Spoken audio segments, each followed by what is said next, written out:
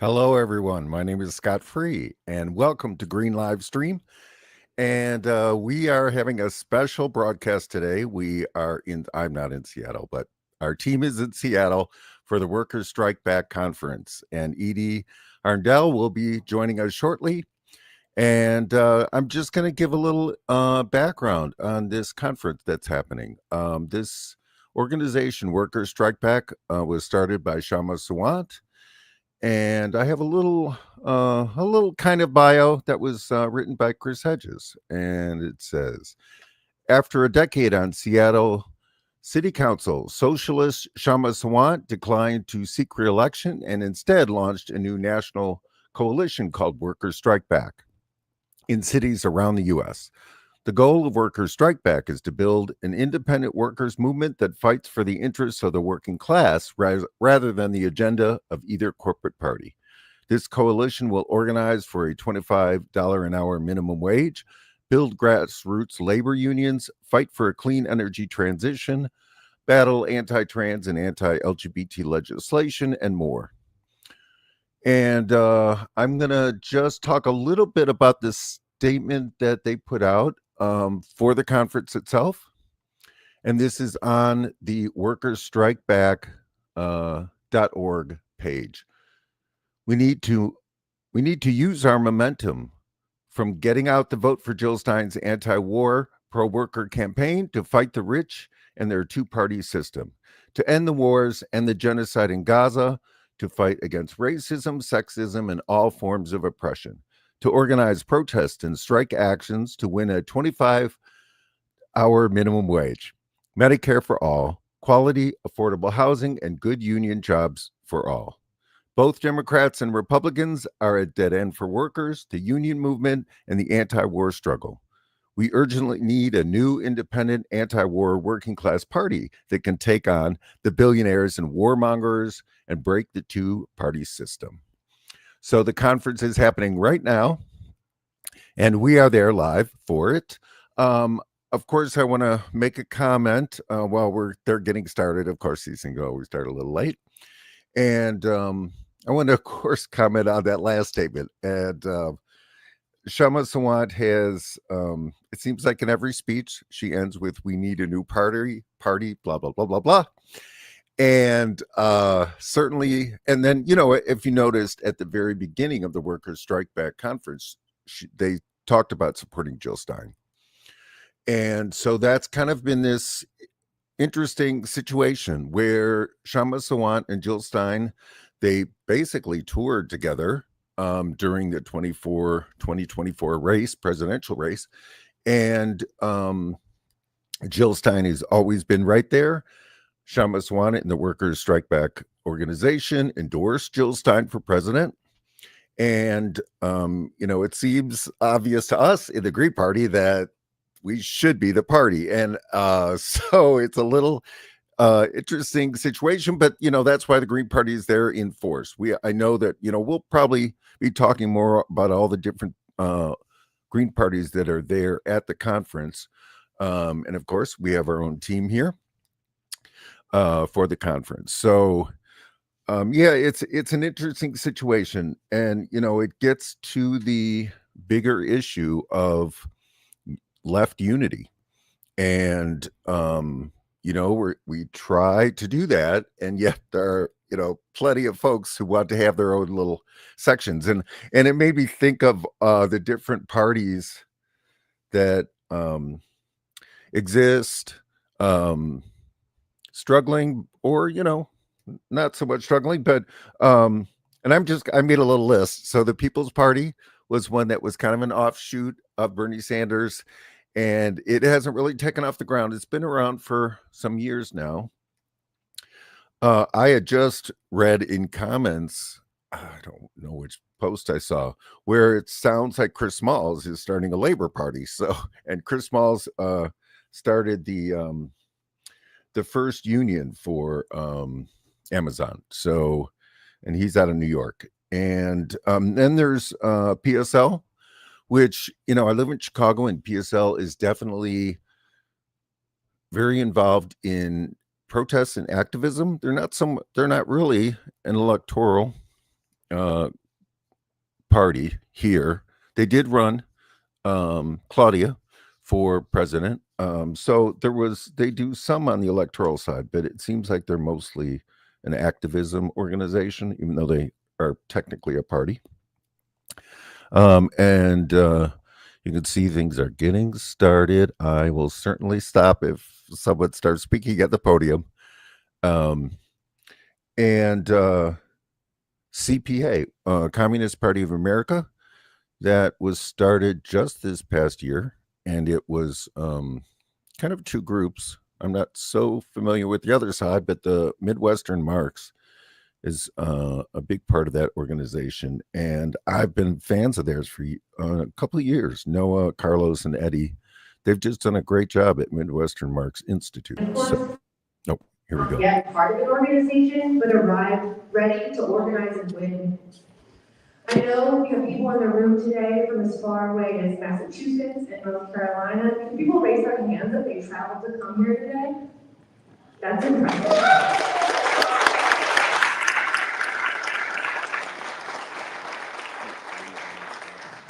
In addition to this room full of people ready to organize and win, we're live streaming this event to thousands of people on several channels across YouTube. This helps us, all of us here, get a head start on what we have to do immediately after this, right? Because this event is just kind of a kickoff for us to go out and continue to build and organize. This feeding thousands of people on YouTube and other channels, social media channels, helps us get a head start on spreading the word that it will be urgently necessary once we leave here today. I'm going to periodically give some reports from the live stream, so if you're watching there, please let us know in the comments where you're from so we can share the spread of who we're talking to. Like many working class people, just a little bit about me, I've been fighting for my life against rising rents, unattainable healthcare, climate catastrophe, and I've watched as the Democrats have either feigned hopelessness or led the charge on every attack on working people. I'm horrified by the attacks that Donald Trump, Elon Musk, and their reactionary administration are carrying out on federal workers, on immigrants, on LGBTQ people, not only because I stand in solidarity with oppressed people everywhere, but because history tells us that attacks on vulnerable communities are only a prelude to an assault on the working class as a whole. And if you're here today, I imagine it's because those things resonate with you too. To an extent, we're almost exhausted from hearing all the things that are wrong, right? We know the symptoms. We see the ever-broadening human misery in our everyday lives. The recent statistic that just really hit me was that homelessness amongst adults over 65 is on track to triple by 2030. And we have very clear studies showing that it's the cost of housing and healthcare that's driving this trend. It's unambiguous. Today, that there are 10 times as many so-called natural disasters every year, and we have unambiguous data saying it's climate change fueling that escalation. And of course, I think something that brought many of us into the struggle over the last year is the ongoing horrific atrocities in Gaza that continue to persist despite a ceasefire. Trump is kind of the most honest about the genocidal ambition to completely remove all Palestinians from Palestine, and this project moves forward despite the overwhelming support for peace. The real question, though, that millions of working class people have, and I think why we're here today, is what will it take to turn the tide? I started by saying that I'm here because I know that we can win, and I feel confident in that fact because I've seen it. I was excited to help found Workers Strike Back in 2023, to build on a strategy that has yielded so many incredible victories, like the Seattle minimum wage, that was $15 when we won it and is now over $20 an hour.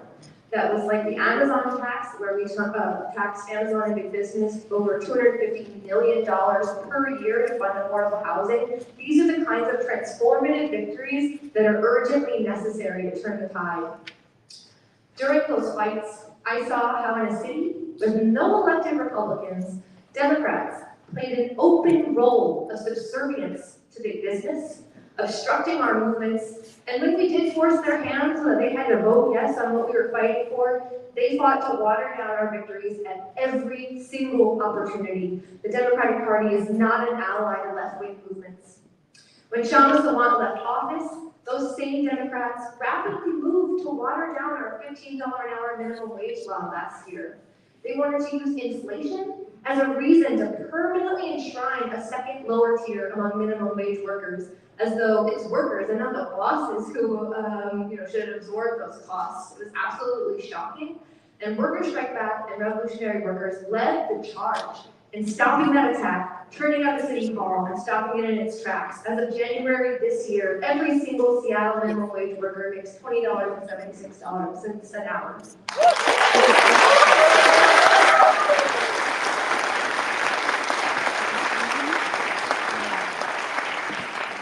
And that's what we're all here today to discuss. How can we continue to build on that fighting strategy that engages the strength of working class and young people? Because we're not outnumbered, we're just out-organized, and refuses to make backroom deals with the two parties of the billionaires. How can we fight the rich and their two parties and win?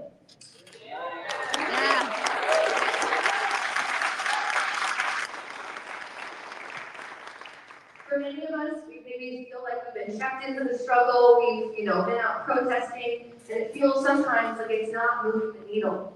I think for Workers' Strike Back, a core piece of our strategy is clear fighting demands that act as a call to action for working people. And that's why we're bringing, as part of our Fight the Rich campaign, demands like Medicare for All and unionized Amazon front and center today. And we're going to talk more about this Fight the Rich campaign throughout the day. But we know that unionizing Amazon and winning Medicare for All would be transformative for working people.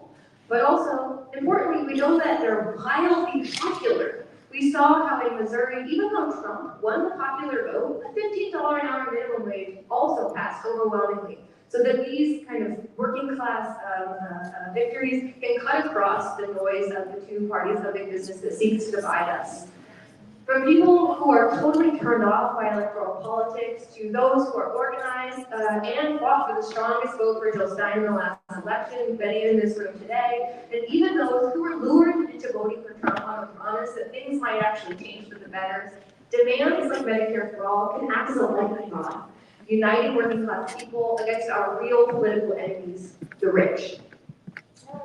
Yeah.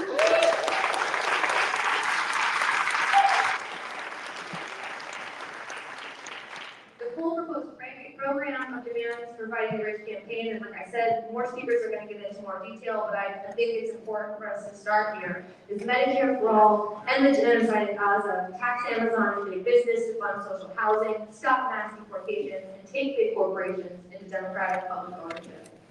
So Workers' Strike Back wants to use this organizing conference, and we're working with a broad array of other groups to bring this event together to build an organized fighting force prepared to agree not only on that program, but a strategy to win it. And we're so excited to have you here today. I'd like to welcome up my co-MC Margaret, who's going to give some open air remarks as well, and then we're going to get into it.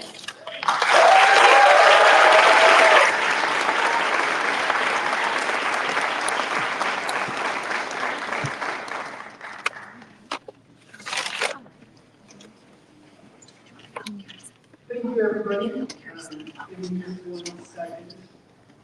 Get myself situated here.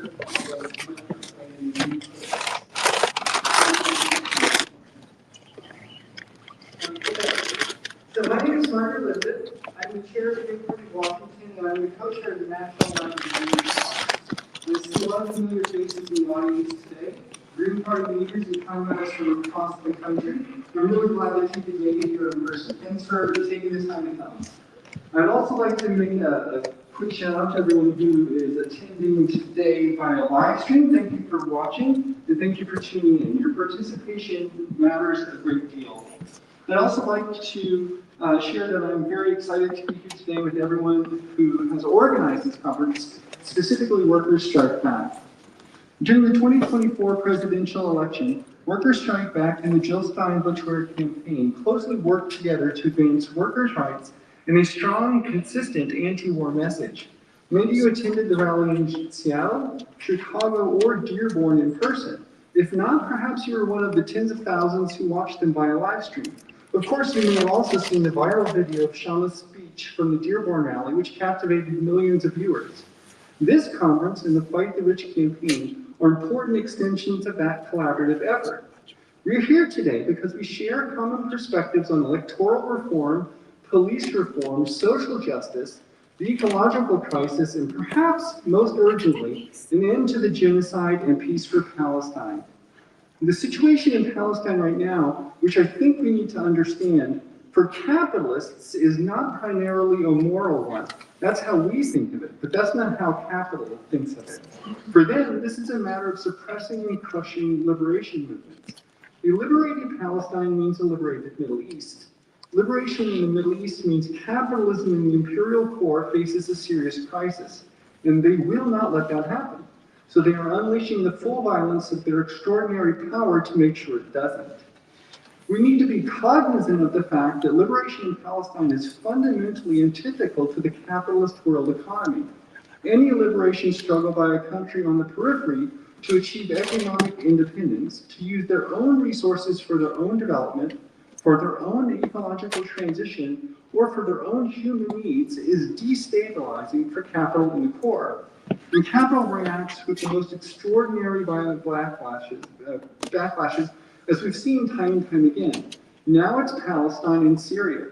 Before it was Libya, before it was Iraq, before it was Chile, before that it was Indonesia, before that it was the Congo, and it will never stop. Countries of the imperial core are overwhelmingly responsible, specifically the ruling classes who control the means of production and energy manufacturing, for excess emissions which are driving the climate crisis. And the ecological crisis represents the processes of colonization and appropriation, and it's also a disaster which is playing out along colonial lines.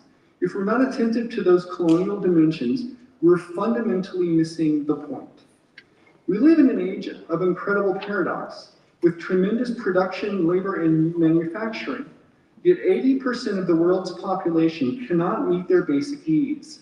The explanation for this paradox and the problems of social and ecological change we face are ultimately a symptom of our system of production, capitalism. This is a crisis which at its root is about capitalism and can only be overcome by recognizing that fact. And the antidote to capitalism is ecological socialism. We should have collective democratic control over what we are producing.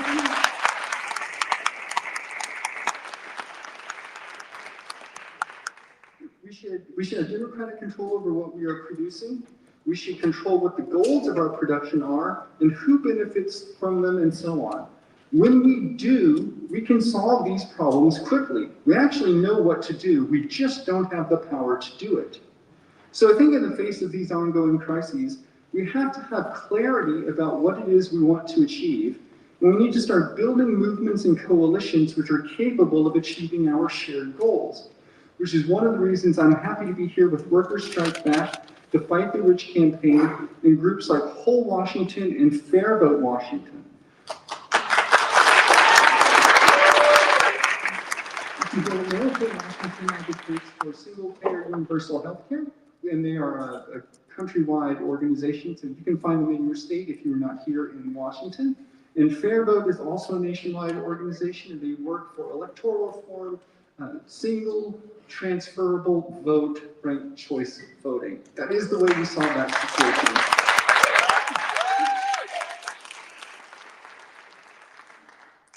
Working together with all of you and with all of those organizations, we can change our world for the better. It doesn't have to be this way.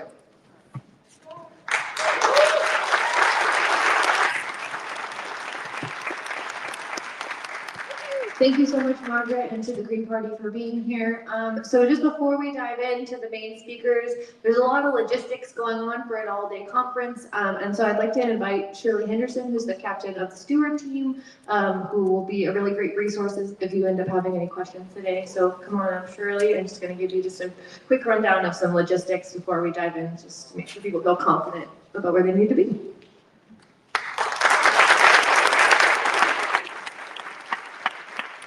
Awesome, thank you, Emily. Yes, it is exciting that everybody is here today, and we expect more people to show up throughout the day. And in order to make something like this run smoothly, we want to make sure we're here for any questions that people have who are attending. So if you need to know where a restroom is, or about childcare, or any other issues or concerns you have, look for a person in a vest. Like me, there should be at least 2 of us throughout the day wandering around to just make sure everybody's having the best experience they can. Just a few notes to that point for folks who are in person.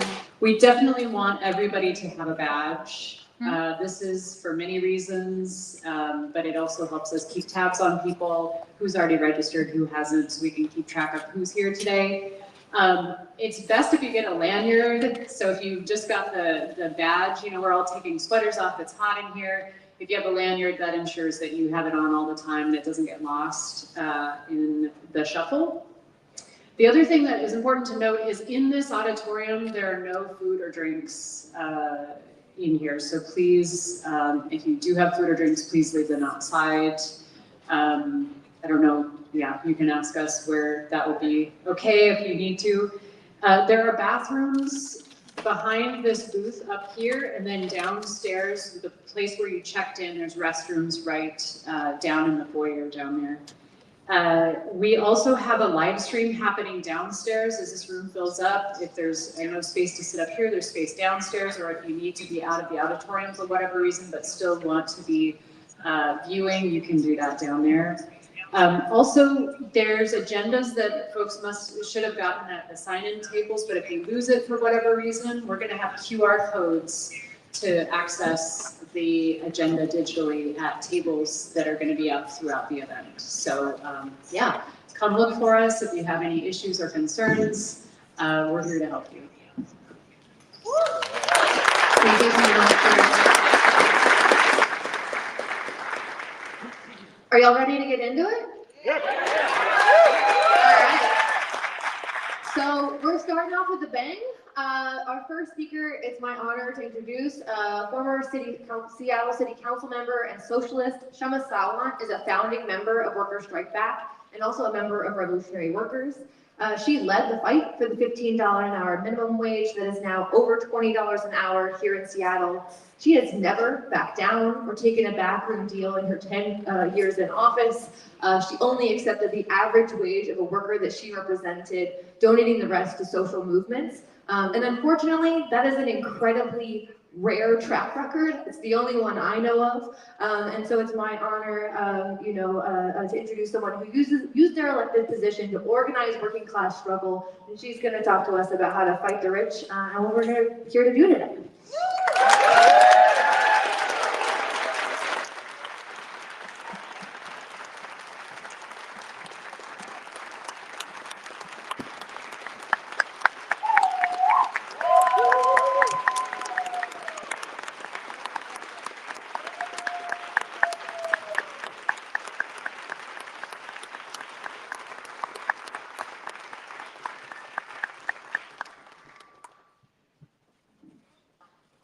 Good morning, everyone, both people who are here in person and watching over live stream.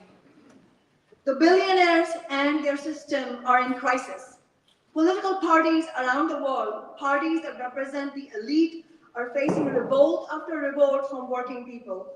Last year in the elections of all 10 leading industrialized nations, the incumbents were either booted out or lost a big share of the vote. This was the first time this has ever happened in almost 120 years of records. Here in the US, the approval rating of the former incumbent Democratic Party is currently in the rubbish heap. Nearly half of registered Democratic Party voters disapprove of them. And overall, only 21% approve of how Democrats in Congress are handling themselves in the present crisis. The revolt of working people against the establishment is fundamentally about the bankruptcy of capitalism and its representatives. The cost of living crisis, the skyrocketing rents, the undermining of the public services working people rely on, the death of the American dream.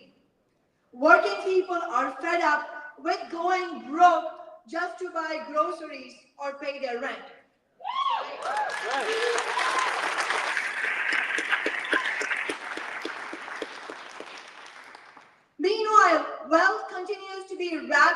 amassed at the top.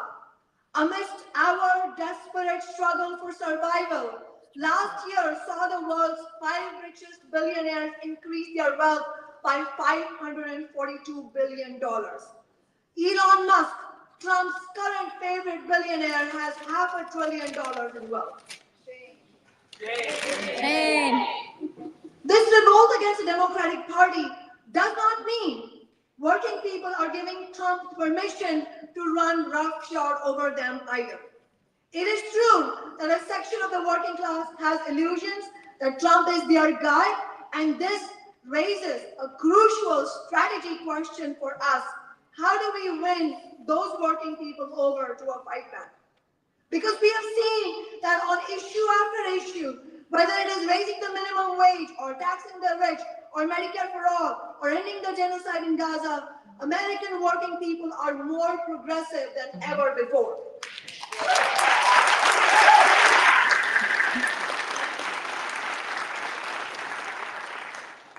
Some of the states that voted for Trump last year also passed ballot initiatives for a $15 minimum wage, paid sick leave, union support, and abortion rights.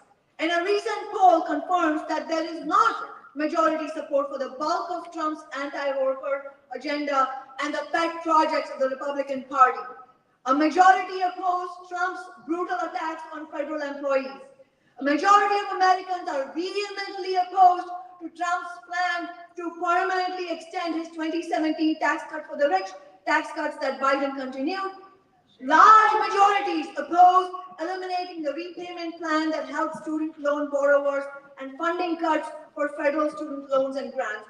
Over 80% oppose cuts to the Supplemental Nutrition Assistance Program, or SNAP, commonly known as food stamps, and a whopping 90% of Americans are against cuts to Medicare and Medicaid.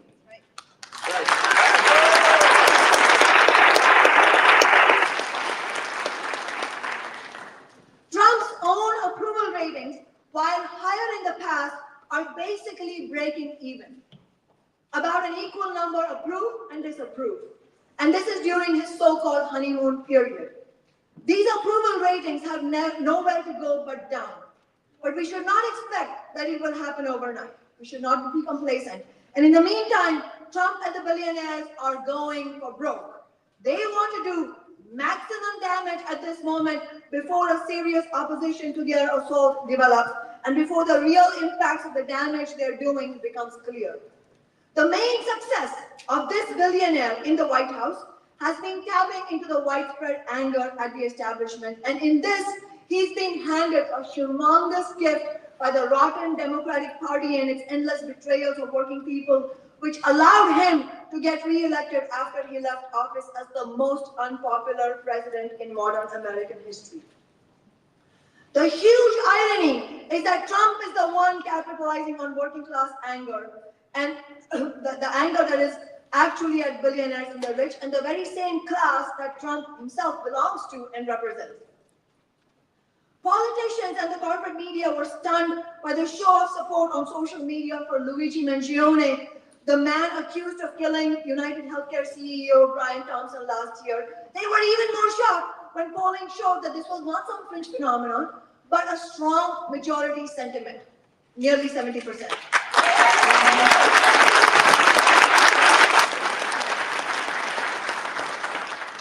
This anger represents a historic opening to fight for fundamental change if it can be redirected into a working class movement.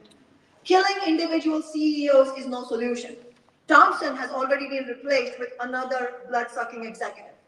And if such killings were to continue, they would be used as a pretext to attack workers and increase the powers of the police. Yes. Yeah. Instead, we need to build powerful mass movements of the millions against the billionaires. And it's only through working class power that we can win a different kind of society. Our goal must be to both fight for radical change in the present and to bring down the billionaires and their system, capitalism. Woo! Yeah.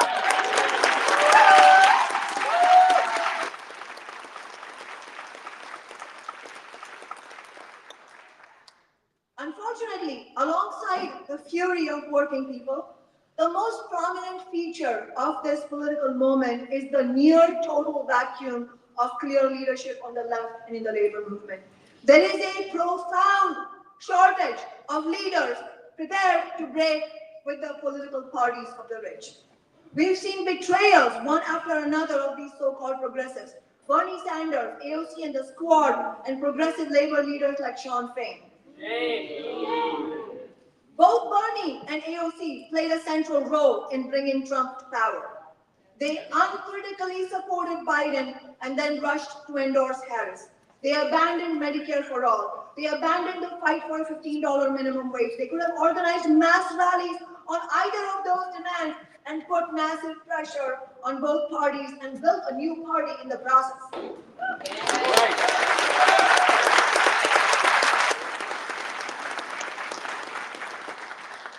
Instead, they put a premium on their peaceful relations with the elite, squandered a historic opportunity, and carried out a historic betrayal. There is a meme going around of Bernie Sanders' action figure that has a stamp on it saying sold out. Yeah. I'm not sure if there's one for AOC. In any case, that meme is the epitaph of the Bernie movement. Sadly,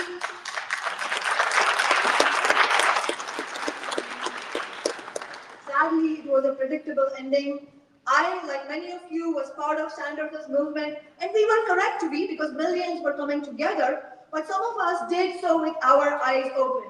From the beginning, myself and the socialists who are part of Revolutionary Workers today noted the fundamental mistake of funneling people into the Democratic Party. Yeah. We warned about the dead-end nature of this strategy of a political revolution against the billionaire class from inside a party that is owned, lock, stock, and barrel by that same billionaire class.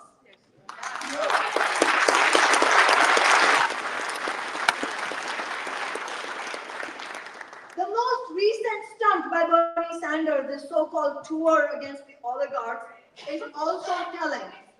Even at this moment, Sanders is trying to redirect people back towards the Democratic Party. One of his three central plans is reform the party.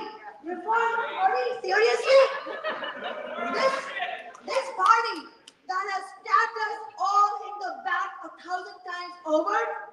I don't think so.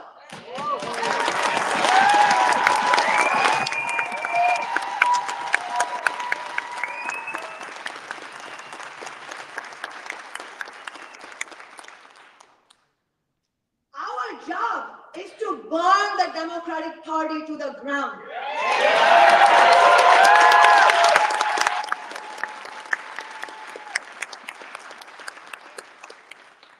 To destroy any remaining illusions in it, in any idea that it represents workers or oppressed people. We need a new mass party for the working class and the oppressed. The organizations here, like Workers Strike Back, the Green Party, and all of us, we have an important role to play in that process.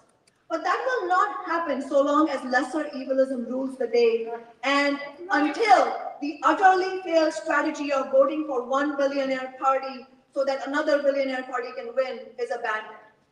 We need to build an organized, unified movement of working people to systematically take on the rich who run society and undermine their ability to rule.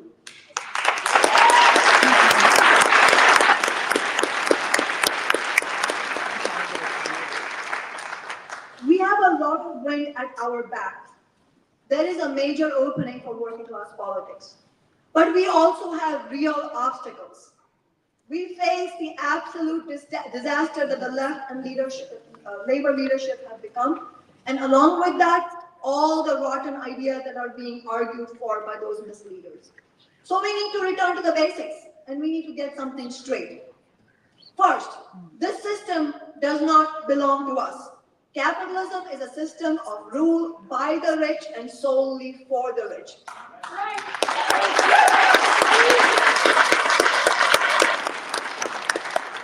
It is based on stealing the wealth you and I create through our labor, as Karl Marx explained 175 years ago. Or, as the late George Carlin said somewhat more recently, it's a big club and you ain't in it.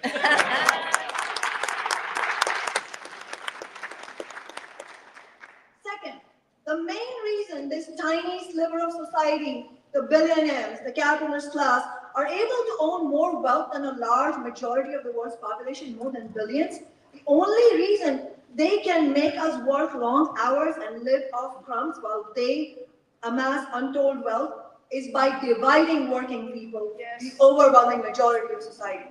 To overcome that, we need to be clear about some things. By far, the most important division in society is between the capitalists and the rest of us. Between them, the rich, and the immense majority of us who struggle to survive. To succeed, we need to be clear about who our friends are and who our enemies are. Our enemies are the billionaires and the bosses, the capitalist class, their institutions, their political parties, and also their more treacherous spokespeople who sometimes appear and sound like they support workers, but really act as pressure release valves and gatekeepers. Our enemies are not other working class or middle class or poor people. They are not immigrants or tech workers or workers in the South.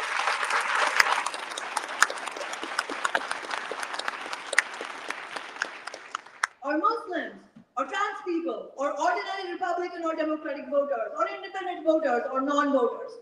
Our enemies are those who make billions or even millions of dollars a year, own the politicians, own the land and the resources, and who call the shots in the system.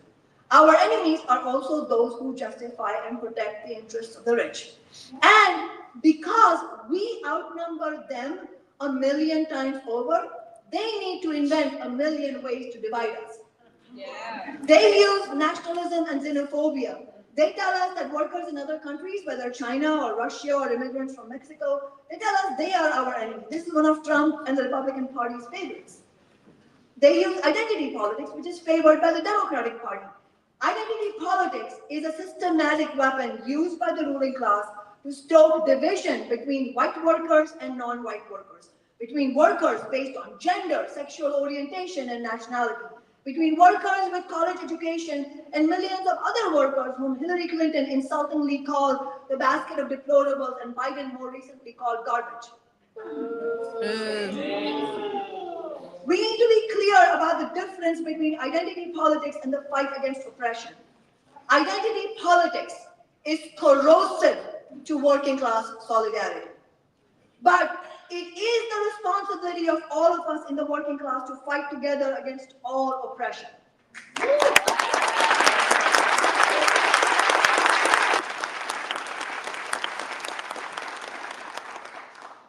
Against racism, sexism, transphobia, Islamophobia, xenophobia, and every other kind of prejudice. Because if we don't, we are just playing into the boss's ploy to divide us and use that division to keep us all at low wages with poor standards of living and afraid to fight while they rake it in.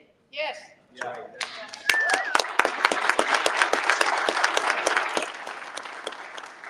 Some of the most important victories we won through my Socialist City Council office were on issues of oppression, and those victories helped to build for other victories. The Amazon tax itself would not have been won had we not won the support of the rank and file of the Black Lives Matter movement during the George Floyd rebellion in 2020 to defeat Jeff Bezos to win hundreds of millions every year in big business taxes to fund affordable social housing.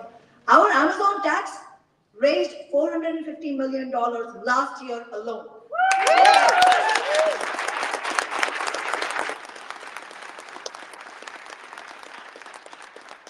The favored tools of the Republicans at present are anti-immigrant and anti-LGBTQ, particularly anti-trans scapegoating.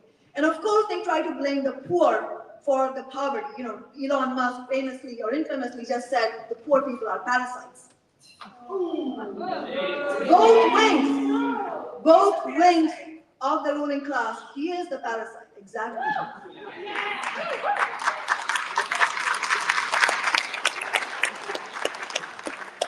He and Bezos and Zuckerberg and all the rest of it. Both wings of the ruling class try to divide us on party lines also to make Democratic voters hate Republican voters and vice versa. The Democratic Party, who use identity politics for their own end, don't actually care about oppressed people. Actually, they stab them in the back the moment they can't leverage them for their own gains. When the Black Lives Matter movement was on the streets in the millions, the Democrats assured us all they were in favor of funding community programs and agreed the police budgets were bloated. They said Black Lives Matter, sometimes with tears in their eyes at press conferences. Then they broke virtually every promise they made with the help of black misleaders who just wanted money for their NGOs and a career ladder to climb. Sellouts come in every color.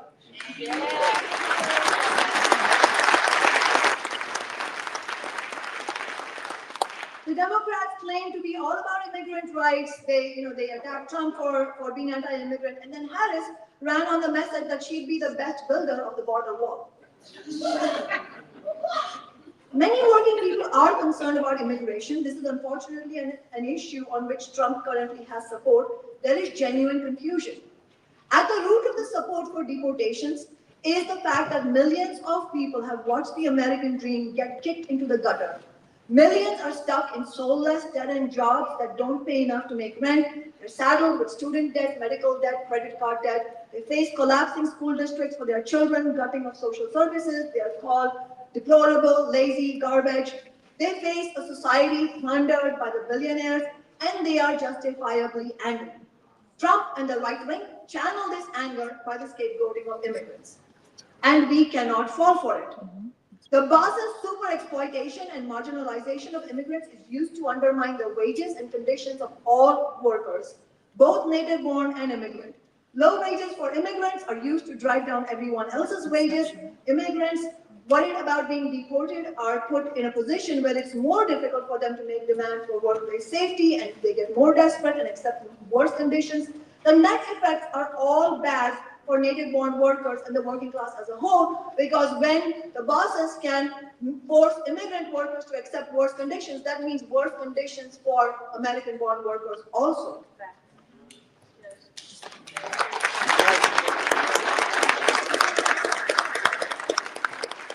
Latin American immigrants don't leave their communities and often their families behind to risk everything, sometimes losing their very lives trying to get over the border for no reason. It is because of the devastating effects of US imperialism in their own countries, as well as the climate crisis. More and more deportations and firepower at the border will not end immigrant influx into the United States, and it's not going to solve the problems of American-born workers. The purpose of the anti-immigrant rhetoric is for you to turn your anger away from the billionaires and their sociopathic system of capitalism. That's right.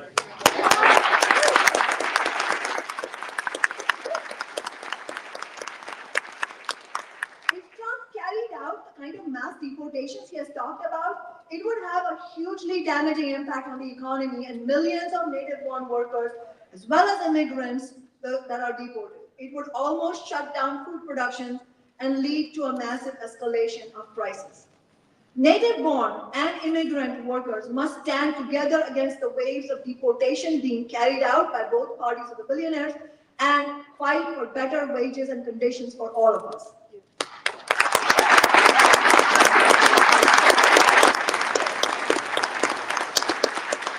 And incidentally, if Democrats wanted to fight Trump or defend immigrants, they would have immediately removed the totally corrupt and politically bankrupt New York City Mayor Eric Adams, who, in exchange for a corrupt pardon, is helping Trump and ICE carry out deportations. We can't stand for any of this. We have to maintain our focus on the rich. So I ask you, who is our enemy? The rich. Who is our enemy? The rich. That's right. It's the rich, the billionaires, and don't let them tell you any differently. That's right. We need to build unity on a broad basis with all those who want to fight with us against the rich. That part is important. We need unity with those who want to fight against the rich. Unity with those who want to fight is the basis on which we need to build. That is what we have done here in Seattle. That is how we won the highest major city minimum wage in the country, and how we've defeated Amazon again and again. There are millions.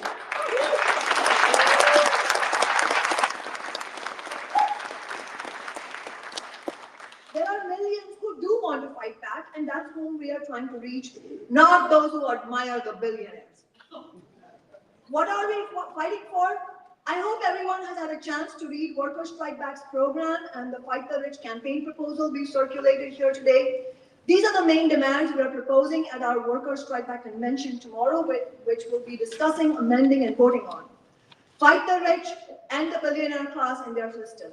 Workers need a real raise, $25 an hour minimum wage.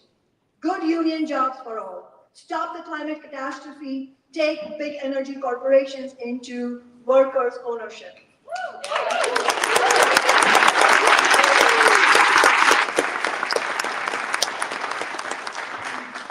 Fight racism, sexism, and all oppression. Stop mass deportations. Medicare for all and quality affordable housing, tax the rich, end the genocidal war on Gaza, no military aid, no occupation, bring down Trump, the billionaires, and their two parties, no more sellouts, we need a new party.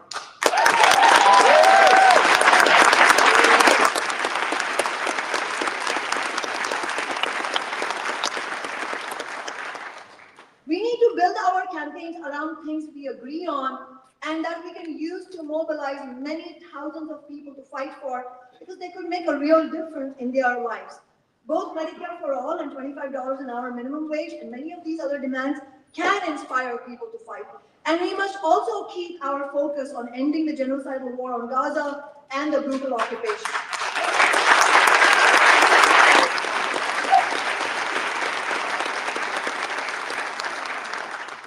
It seems unlikely the current ceasefire will make it to the second phase, and already Israel has breached it multiple times. This is one of the worst genocides of our generation, and we must find every path to stop it. We need to build an international anti-war movement alongside an international workers' movement. We must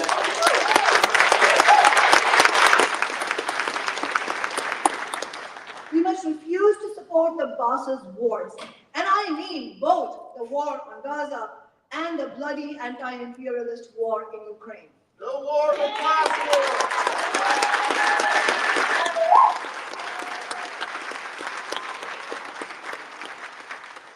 These conflicts are a product of the global capitalist crisis. We are entering into a new era of war, which comes out of the winding down of the era of neoliberal globalization, which was rooted in a world in which US imperialism was the undisputed power. That world is gone, replaced by the US-China global conflict, and with it, economic nationalism and proxy wars. The billionaires in different countries are increasingly locked in violent competition between each other, violence against that we face. Imperialist war, including the horrific meat grinder taking place in Ukraine right now, is not in the interest of the working class, and we must reject it. The rich want us to offer up our corpses for the purpose of their fight over profits and resources. Neither Western imperialism nor Russian imperialism cares one bit for Ukrainian workers or Russian workers. Neither does Zelensky. And not one more worker should be dying for Putin or Zelensky.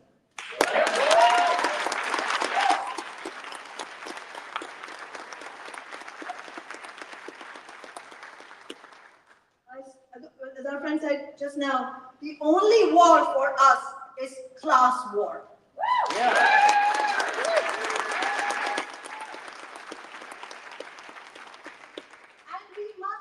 Ukrainian and Russian workers in their fight against their own capitalist classes in bringing down both Putin and Zelensky. That is a fight we should fully take on board.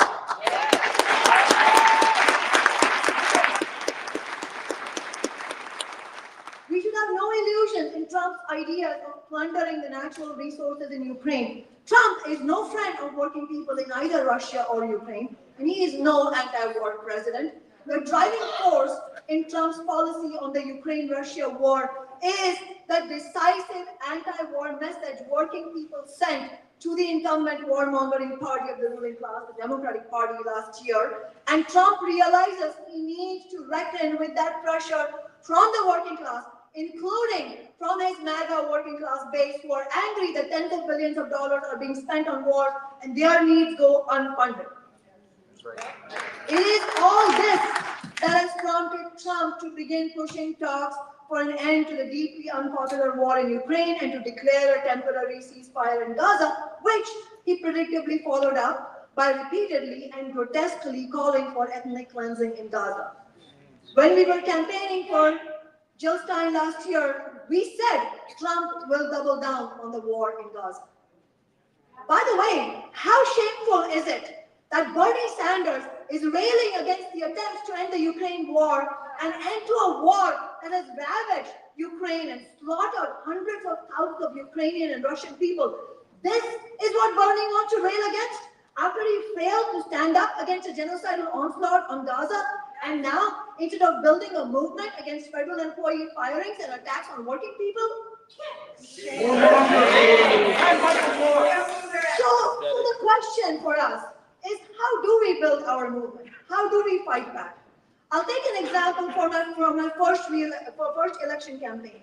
We didn't invent the idea of $15 an hour, but it was our movement's victory in Seattle that turned in 2013 and 2014. It turned $15 an hour from a slogan into a national movement and into a series of concrete victories in other cities.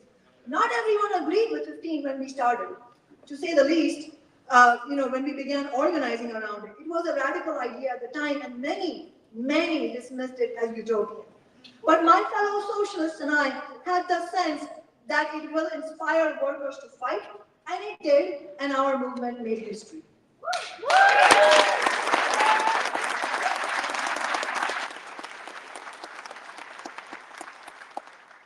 Campaigning for 15 in my working class election campaign in 2013 was crucial, but it was just the beginning. It took an all-out fight.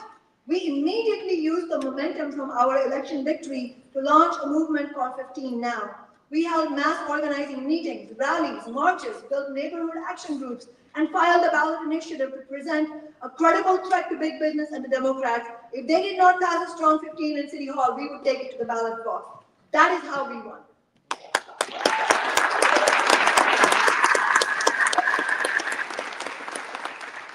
We won despite all the attempts of the Democrats to block or water down the $15 minimum wage.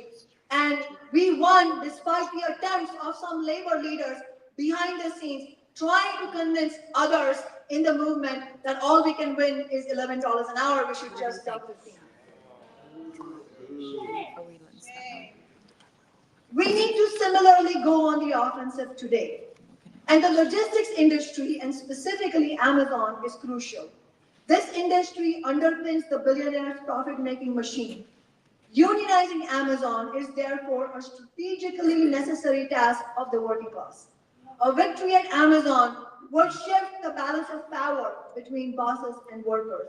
It would set off a wave of strikes and unionization efforts comparable to the massive worker organizing wave of the 1930s. But defeating Amazon will be far from easy. We have seen that even when Amazon workers win union elections, the company will refuse to negotiate. Workers will need to take mass coordinated strike action at multiple key facilities and shut down profits in order to win a union and their demands. We need to unleash the full power of the labor movement and support Amazon workers' efforts with all possible resources.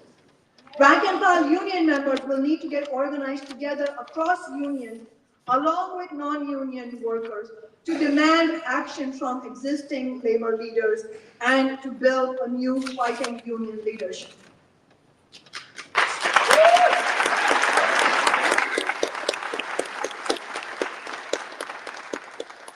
Some people will ask, should we be running a lot of candidates for office? We do need to prepare the ground for a mass party of working people. But speaking as a former elected representative of working people myself, my answer to that question will be no, not right now. Not right now is not when we can run lots of candidates for office. Our movement at present is not strong enough to run significant numbers of candidates. Elections are also not the main way that change happens. People with progressive ideas get elected all the time, but without a strong movement behind them, they get absorbed into the system. Yeah. They capitulate to the enormous pressures from the rich and their politicians. It might seem ironic to you all that I'm saying this as somebody who has a decade-long track record of having used elected office in the correct way. But I say this because, tragically, that is the only example we can point out in our times of elected office being used in that way. So yes, it can be done, it needs to be done that way, but a sober assessment also is that it hasn't been done otherwise outside Seattle. We need to build a stronger movement now through other campaigns and struggles to prepare the ground to be able to run candidates independent of the two parties of the billionaires.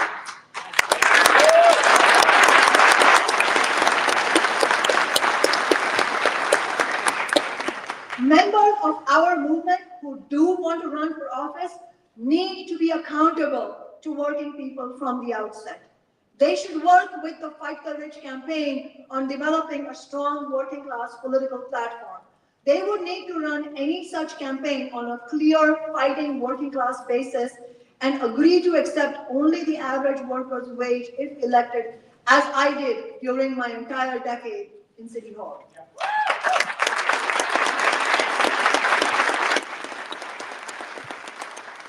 And this is another point of confusion.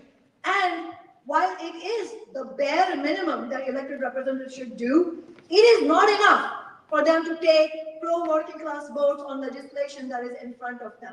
That is not enough. They need to commit themselves, as I did, to a movement-building approach to use their office to initiate and support campaigns on bold, far-reaching demands, and even though it will alienate and infuriate both Democratic and Republican politicians. And I'll tell you a rule of thumb is if you aren't infuriating Democratic and Republican politicians, you're doing something deeply wrong.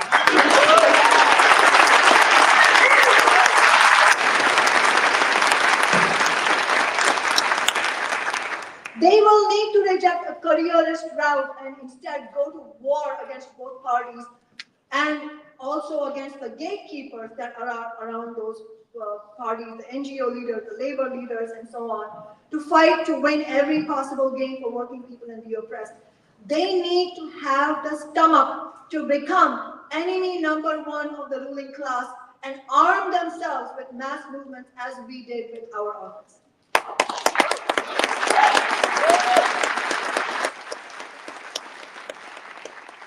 In addition to going on the offensive, we must also defend against the attacks by the billionaires and their two parties.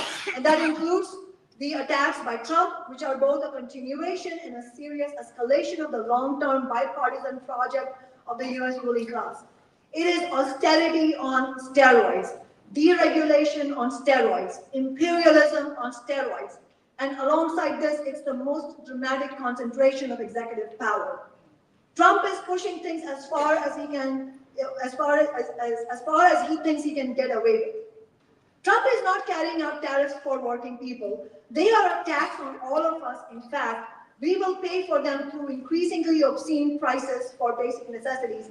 At root, it's an attempt to confuse us, to pit workers in different countries against each other, and to dishonestly justify more tax cuts for corporations and the rich. That's right. Already, 14,000 federal workers have been laid off, massive austerity cuts are being carried out, healthcare services are interrupted, farmers are in danger of losing their farms, and we have seen Trump and Republicans' latest threats on Medicare and Medicaid.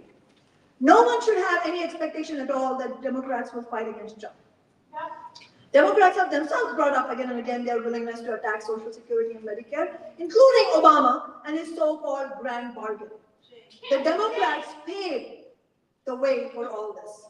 Our movement was completely correct to reject Harris and the Democrats in the election and to take an independent, anti-war, pro-worker position behind Jill Stein's campaign.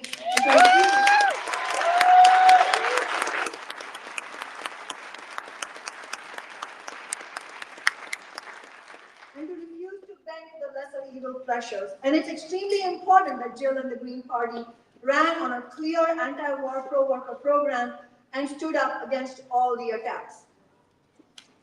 Yeah.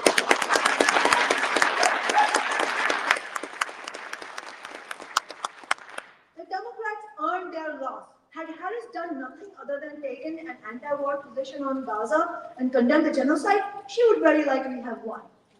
Had she also campaigned on Medicare for all and $15 in addition, Trump wouldn't have had a chance. Trump is being assisted by the complicity of the Democratic Party. Why? 100%. Because, I mean, it's not that they don't have a spine, quote unquote, as some like to say. They do have a spine when it comes to fighting against working people. When it comes to doubling down on genocide, when it comes to breaking the railroad workers' strike, they had a spine when they fought against every single thing our movements fought for in Seattle, from 15 to Amazon tax to renters' rights. They certainly don't oppose austerity. They don't oppose genocide or ethnic cleansing in Gaza. They don't oppose Trump's anti-immigrant agenda. And so they are not about to stick their necks out to defend against attacks on working people and the poor, those same working people and poor people that Democrats spent the last 4 years attacking.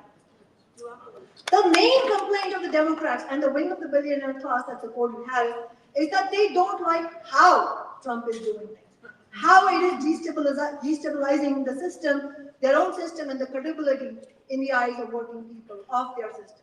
And of course, it isn't that Democrats are simply standing aside either. They are frequently joining in.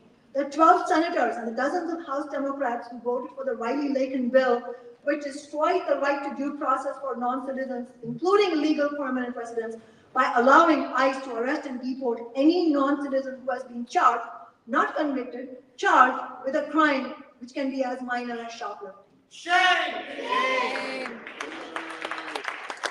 And how about Fetterman's support for Trump's attacks on Palestinians? Bernie approving anti-worker warmonger Marco Rubio's nomination. The list is practically endless. While being clear, though, that the Democrats are not on our side, we also need to be crystal clear about something else. We cannot in any way live in the past. We cannot de-emphasize, understate, or explain away the damage that is currently being done by Trump, Musk, and company. Trump and his cabal of billionaires are doing their level best to do more damage in a few months than the bipartisan attack of Republicans and Democrats was able to do over multiple years. But we should also not overstate, as some do, and say that this is fascism now in the White House. It's important that we not use that word lightly or inaccurately. What fascism is and isn't is a whole discussion unto itself. But the fundamental reality is that while Trump would like to rule as a dictator, that is not the objective basis for it. The overwhelming majority of working people do not support Trump's attacks on democracy. One of Trump's most unpopular political moves was January 6th, which was strongly opposed by the overwhelming majority, including most people who voted Republican. And now his blanket pardon of those guilty of violence on January 6th is itself deeply unpopular, according to the polls. This is also the reason for Trump's doublespeak in saying that free speech is bad. He pretends to be pro-democracy because he has to. He is helped by comparison with the Democrats who've been carrying out a crackdown on free speech in recent years, including the brutal repression against campus anti-war protesters. That's right. The capitalists, for their part, have absolutely no love of democracy. Yet, they don't want the chaos that goes along with destroying the institutions of their system, which have served them incredibly well for almost 250 years.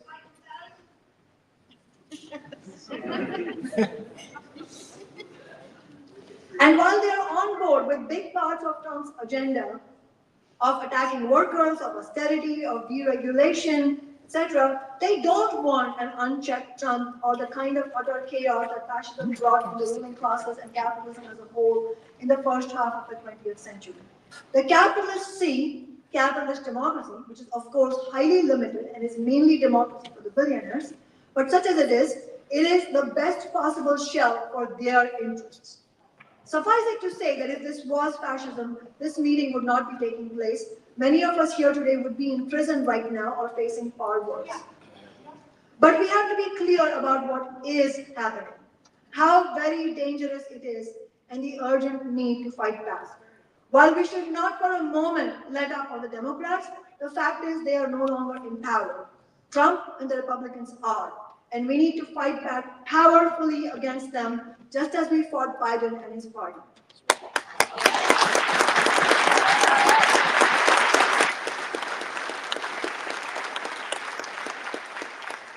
And it's ironic said, Elon Musk calls poor people parasitic. He makes $8 million a day from government contracts that his companies have. He's one of the biggest parasites in history.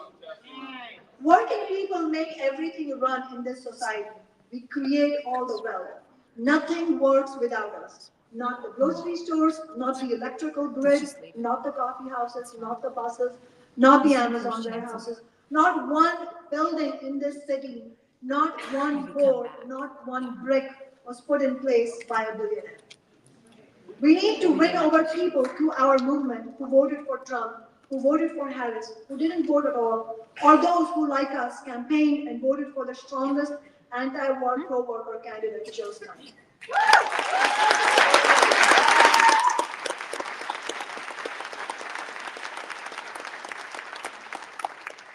We know from history that we can unite working people through common struggle. For any of you who have been on a picket line, you know what solidarity is. For any of you who've been part of a successful social movement like Tax Amazon, you know what solidarity is. And you know that in successful movements, we can have respectful discussions about our differences and our strategies. We come together around the best strategies and we carry them out together on a principle united basis. In order for workers to win the 8-hour day of Social Security or the end of Jim Crow segregation, we had to cut across the divisions and the bosses tried to create.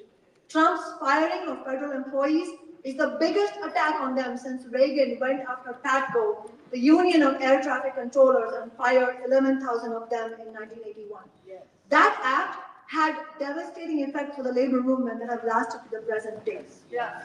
So my question is, where is the labor leadership when Trump is firing thousands of union members? Yes.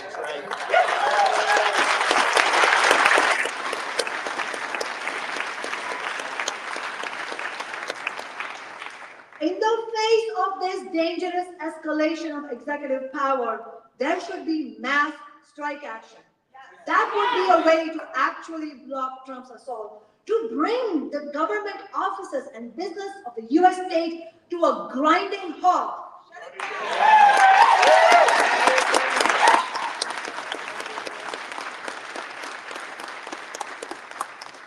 To shut down corporate profits, shut down the economy. Instead, we have Auto Workers Union President Shawn Fain authoring an op-ed in which he announces he is ready to work with Trump. We have Sean O'Brien, the Teamster leader, kissing up to Trump and MAGA, throwing immigrant workers under the bus, and openly surrendering to anti-union right-to-work laws. This is an absolutely shameful capitulation. It is beyond disgraceful. And let's also note the conspicuous absence of the labor leadership in any effort to build a unionizing drive in Amazon nationally. This is an application of responsibility of gigantic proportions because they understand, as we do, that unionizing Amazon is a backbone task to build anything right now.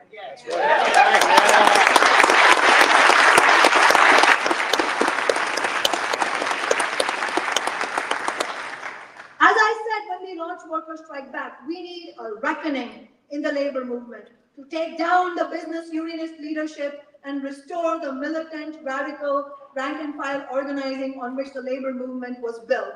And I know many hoped Shawn Fain was different. He has proved, Shawn Fain, auto workers leader, he has proved otherwise. We have to take our movement to the unions whenever possible, wherever possible, as Workers Strike Back has done since our launch. But only 10% of this country is unionized, unfortunately. Yes. It's because of the 50 years of capitulation. The working class is not just the unionized workers. It is not just those who work with their hands or who would be considered blue collar. It is all of us who have no choice but to work for a living. All of us, whether we have a union or not. All of us who can't sit back and live off well. We need to build a fighting workers movement that includes all of us together, including students, retirees, and the unemployed, all those who want to fight.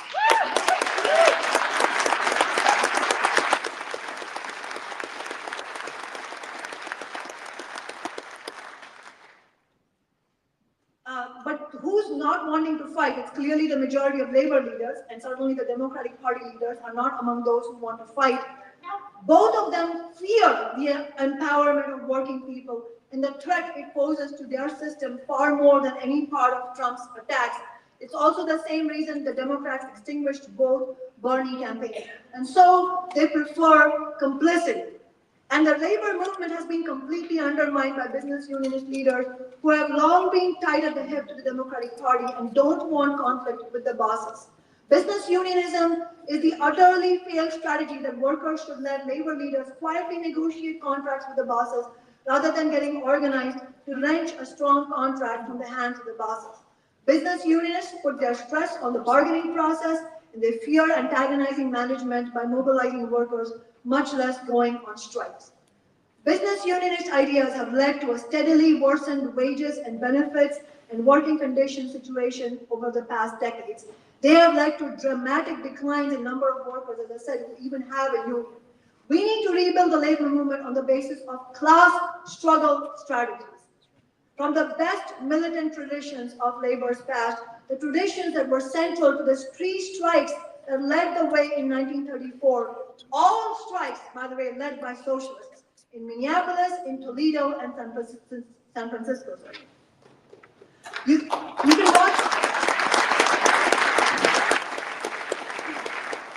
can watch a recent episode of Workers' Strike Back's broadcast on the Minneapolis General Strike.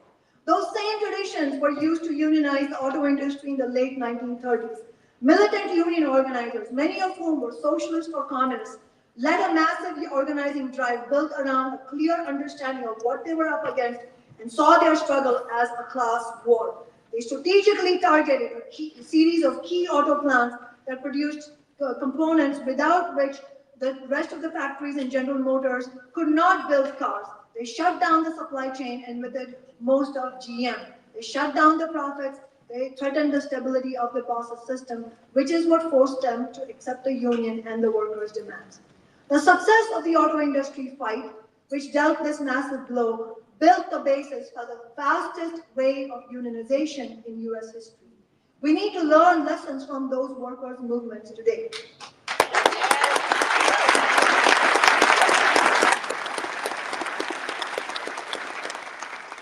And we need to build Workers' Strike Back into a mass force nationally, as well as other class struggle organizations.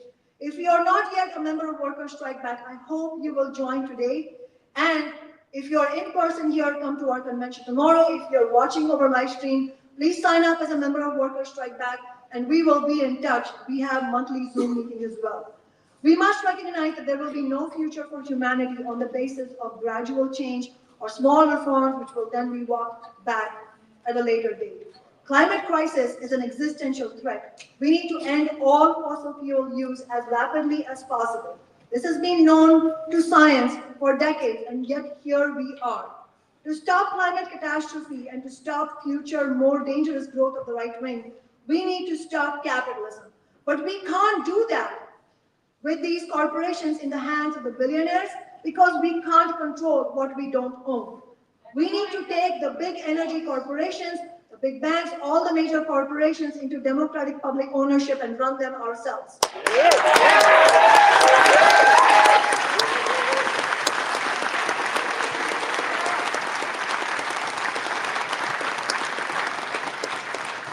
We need to take the reins of society away from the capitalists.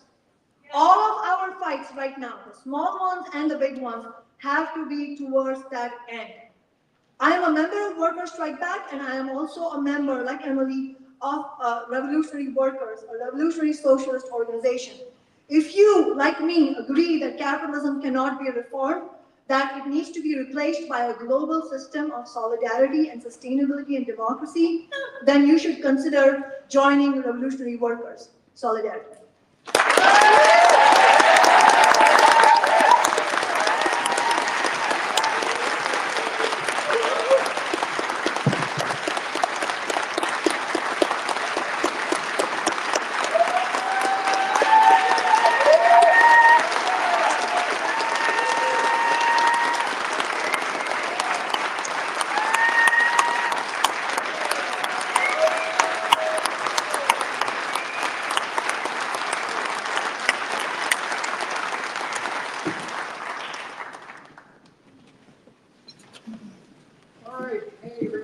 I just wanted to give you a couple of announcements.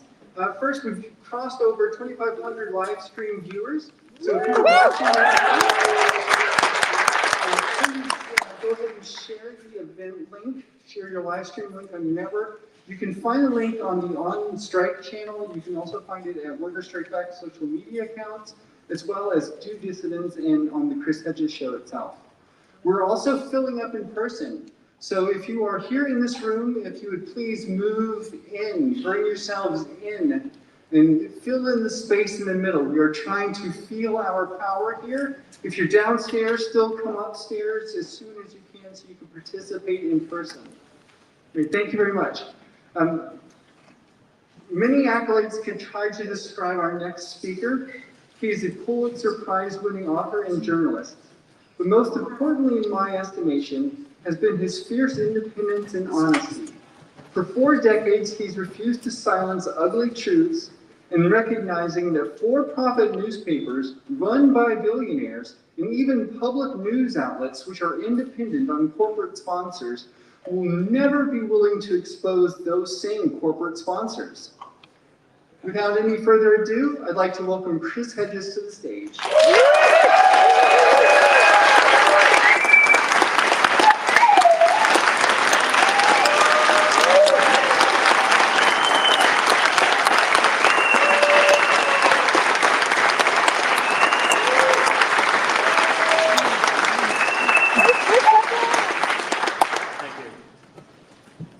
For several decades, I and a handful of others, Sheldon Wolin, Noam Chomsky, John Burns Johnson, Cornel West, Barbara Ehrenreich, Ralph Nader, and of course Joe Stein and Shama Sawat, warned that the expanding social inequality and capture of our democratic institutions, including the media, the Congress, organized labor, academia, and the courts by corporations and oligarchs would inevitably lead to an authoritarian and finally Christian fascist state.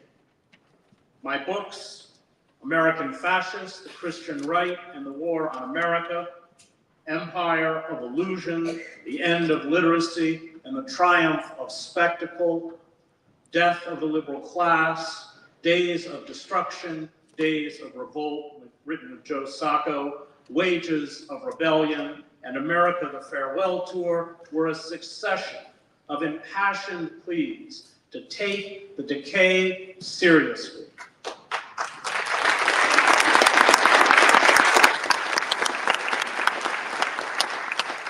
But I take no joy in being correct.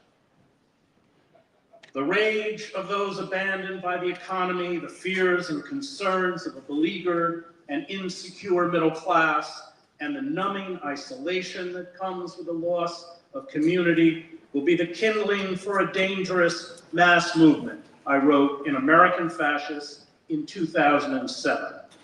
If these dispossessed are not reincorporated into mainstream society, if they eventually lose all hope of finding good, stable jobs and opportunities for themselves and their children, in short, the promise of a brighter future, the specter of American fascism will beset the nation.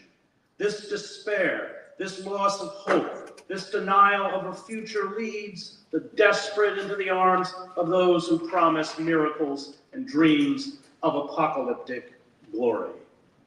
Donald Trump does not herald the collapse of democracy. He heralds the ripping away of the veneer that masks the rot within the ruling structures and their pretense of democracy. He is the symptom, not the disease. The loss of basic democratic norms began long before Trump. Deindustrialization, deregulation, austerity, unchecked predatory corporations, including the healthcare industry, wholesale surveillance of every American, social inequality, an electoral system defined by legalized bribery, endless and futile wars, the largest prison population in the world, and the feelings of betrayal, stagnation, and despair, combined in a toxic brew that has culminated in cohort and justified hatred of the ruling class. And the Democrats are as guilty as the Republicans.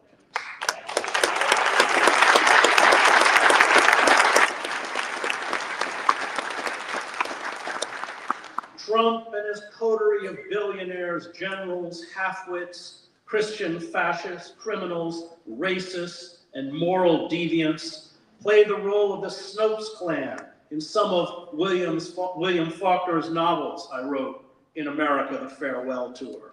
The Snopeses filled the power vacuum of the decayed South and ruthlessly seized control from the degenerated former slaveholding aristocratic elites. Flem Snopes and his extended family, which includes a killer, a pedophile, a bigamist, an arsonist, a mentally disabled man who copulates with a cow, and a relative who sells tickets to witness the bestiality, are fictional representations of the scum now elevated to the highest level of the federal government.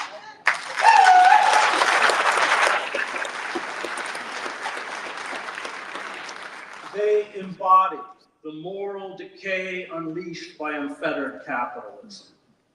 The usual reference to amorality, while accurate, is not sufficiently distinctive and by itself does not allow us to place them as they should be placed in a historical moment the critic Irving Howe wrote of the Snopeses. Perhaps the most important thing to be said is that they are what comes afterwards, the creatures that emerge from the devastation with the slime still upon their lips. Let a world collapse in the South or Russia, and there appear figures of coarse ambition, driving their way up from beneath the social bottom. Men to whom moral claims are not so much absurd as incomprehensible. Sons of bushwhackers or muziks drifting in from nowhere and taking over through the sheer outrageousness of their monolithic force, Howe writes. They become presidents of local banks and chairmen of party regional committees, and later, a trifle slicked up, they muscle their way into Congress or the Politburo. Scavengers without inhibition, they need not believe in the crumbling official code of their society. They need only learn to mimic its sounds. The political philosopher Sheldon Wolin called our system of governance inverted totalitarianism, one that kept the old iconography, language, symbols, but had handed the internal levers of power to corporations and the rich. Now we are shifting to totalitarian's more recognizable form, one dominated by a demagogue and an ideology grounded in our homegrown Christian fascism. We live in a two-tiered legal system, one where poor people are harassed, arrested, and jailed for absurd infractions, such as selling loose cigarettes, which led to Eric Garner being choked to death by the New York City police in 2014, while crimes of appalling magnitude by the oligarchs and corporations, from oil spills to bank fraud in the hundreds of billions of dollars, which wiped out 40% of the world's wealth, are dealt with through tepid administrative controls, symbolic fines, and civil enforcement that give these wealthy perpetrators immunity from criminal prosecution. I wrote in America, The Farewell Tour. The utopian ideology of neoliberalism and global capitalism is a vast con, a mechanism to funnel wealth upwards to the billionaire class. The working poor, whose unions and rights were stripped from them and whose wages have stagnated or declined over the past 40 years, have been disempowered and impoverished. Their lives, as Barbara Ehrenreich chronicled in Nickel and Dime, are one long, stress-ridden emergency. The middle class is evaporating. Cities that once manufactured products and offered factory jobs are boarded up wastelands. The destruction is a ruse. Corporations, the destruction of trade barriers is a ruse corporations and the billionaire class use to stash $1.42 trillion in profits in overseas banks to avoid paying taxes.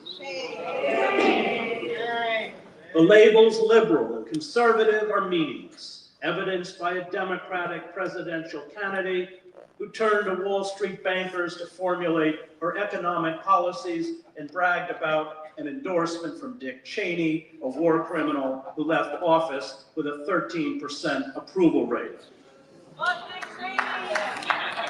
Fascism is always the bastard child of a bankrupt liberalism. The attraction of Trump is that, although vile and buffoonish, he mocks the political charade.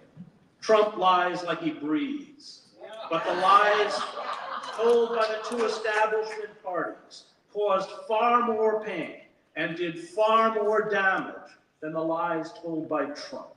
Trump is merely the apotheosis of a culture of mendacity, deception, and exploitation, for we are a culture awash in lies. It no longer matters what is true, it matters only what is correct. The correct ideology of neoliberalism is as delusional as the correct ideology of the Christian fascists. Neither are reality-based belief systems.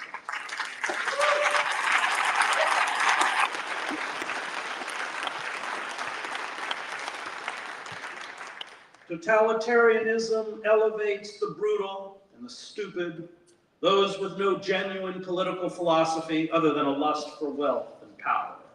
Empty, mind-numbing cliches and slogans, most of which are absurd and contradictory, replace political discourse. And this is as true for the Christian right as it is for those who preach free market economics and globalization.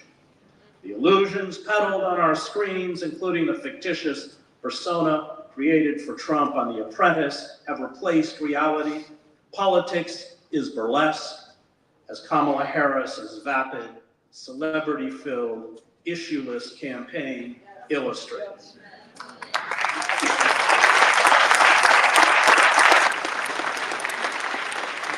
It is smoke and mirrors created by an army of agents, publicists, marketing departments, promoters, pollsters, script writers, wardrobe consultants, and public announcers. Our money-drenched, heavily managed elections are little more than totalitarian plebiscites designed to give a veneer of legitimacy to oligarchic and corporate power. The political malaise is mirrored in a cultural malaise, what Soren Kierkegaard calls a sickness unto death, the numbing of the soul by nihilism. The cult of the self dominates our cultural landscape. I wrote An Empire of Illusion. This cult has within it the classic traits of psychopaths: superficial charm, grandiosity, and self-importance, a need for constant stimulation, a penchant for lying, deception, and manipulation, and the inability to feel remorse or guilt. This is, of course, the ethic promoted by corporations. It is the ethic of unfettered capitalism. It is the misguided belief that personal style and personal advancement, mistaken for individualism, are the same as democratic equality. In fact, personal style, defined by the commodities we buy or consume, has become a compensation for our loss of democratic equality. We have a right in the cult of the self to get whatever we desire. We can do anything, even belittle and destroy those around us, including our friends, to make money, to be happy, to become famous. Once fame and wealth are achieved, they become their own justification, their own morality. How one gets there is irrelevant. Once you get there, those questions are no longer asked. My book, Empire of Illusion, begins in Madison Square Garden at a World Wrestling Entertainment Tour. I understood that professional wrestling was the template for our social and political life, but I did not know that it would produce a president, and soon a Secretary of Education, who has vowed to shut the department down. The bouts are stylized rituals I wrote in what could have been a description of a Trump rally. They are public expressions of pain and a fervent longing for revenge, the lurid and detailed sagas behind each bout, rather than the wrestling matches themselves, are what drive crowds to a frenzy. These ritualized battles give those packed in the arenas a temporary, heady release from mundane lives. The burden of real problems is transformed into fodder for a high-energy pantomime. It is not going to get better. The tools to shut down dissent have been cemented into place. Our democracy cratered years ago. All Trump has to do to establish a naked police state is flip a switch, and he will. The worse reality becomes, the less a beleaguered population wants to hear about it. I wrote at the conclusion of Empire of Illusion, and the more it distracts itself with squalid pseudo-events of celebrity breakdowns, gossip, and trivia. These are the debauched revels of a dying civilization. The system is not reformable. Either we obstruct in the only form left to us, which is mass mobilization, acts of sustained civil disobedience, especially the strike, or we are frog marched into serfdom.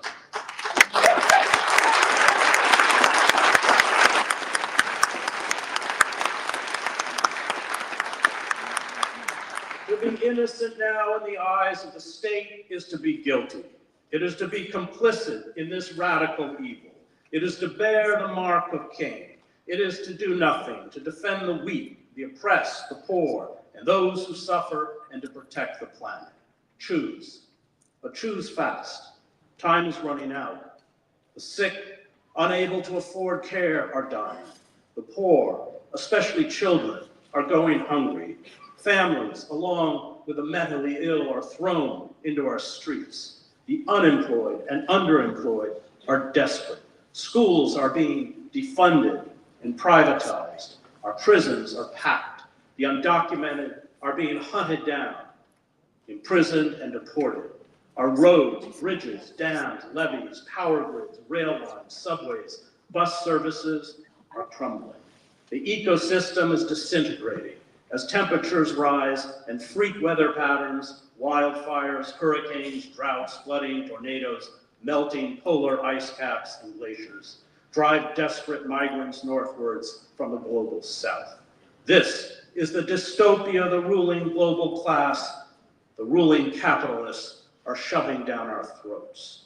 No social or revolutionary movement succeeds without a core of people who will not betray their vision and their principles. In other words, like all of us here, militants.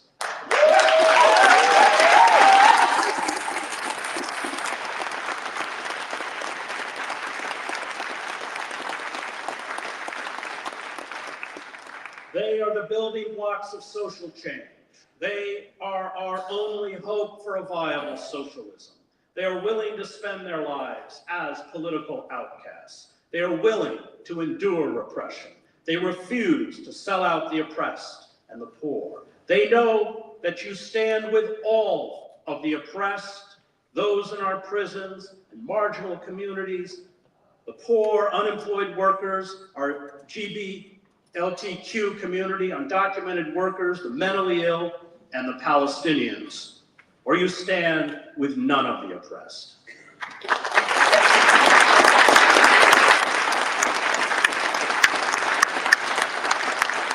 They know that when you fight for the oppressed, you get treated like the oppressed.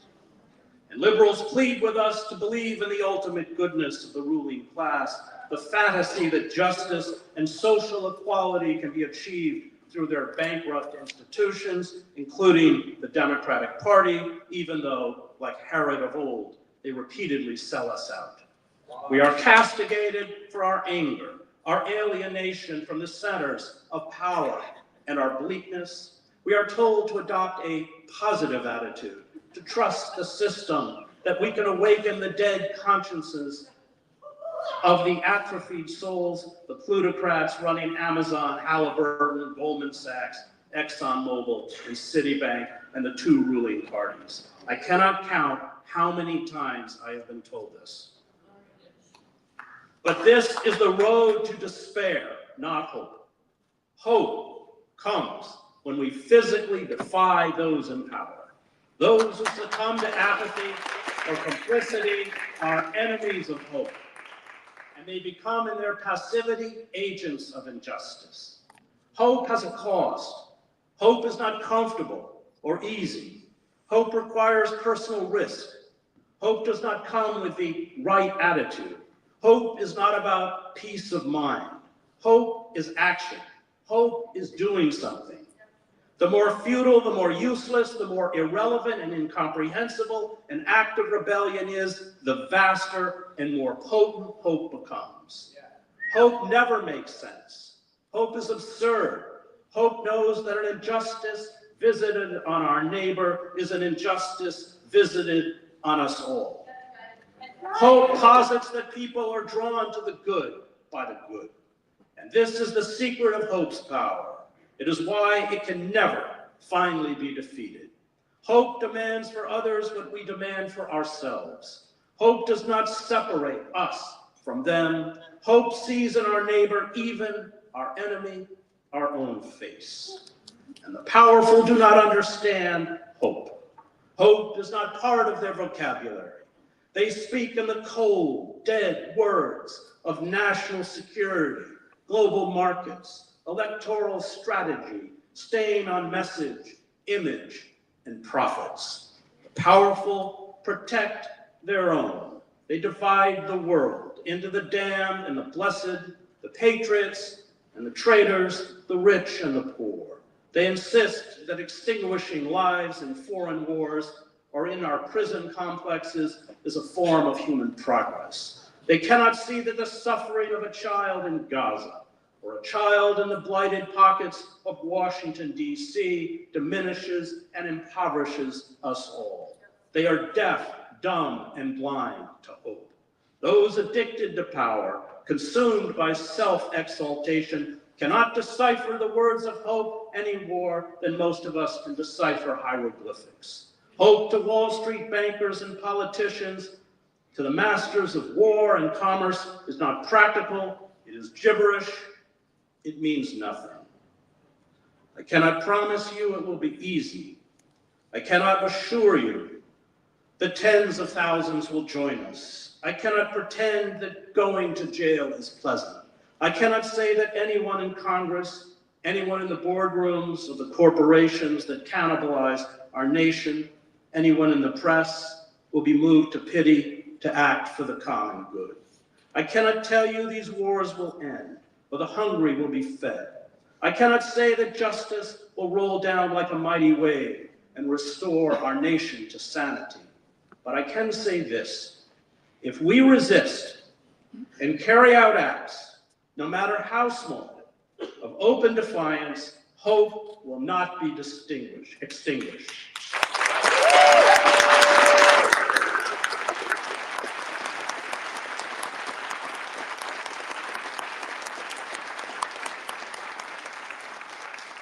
Hope cannot be sustained if it cannot be seen.